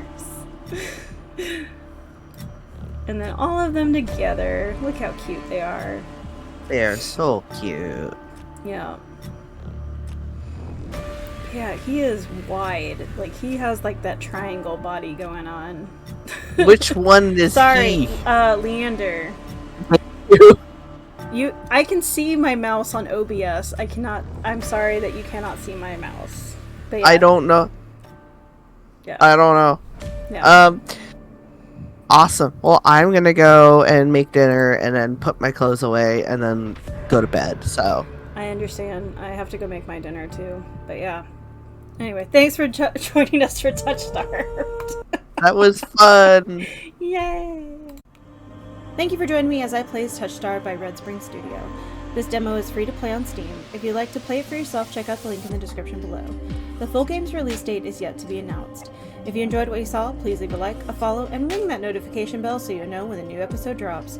Also, don't forget to check out the link to the completely free Discord server to chat about games and whatever else is on your mind. Let's keep the comments chill so no hate or spoilers, as I'm not above removing those people and the comments they make. That's all for now, folks, and I'll see you next time.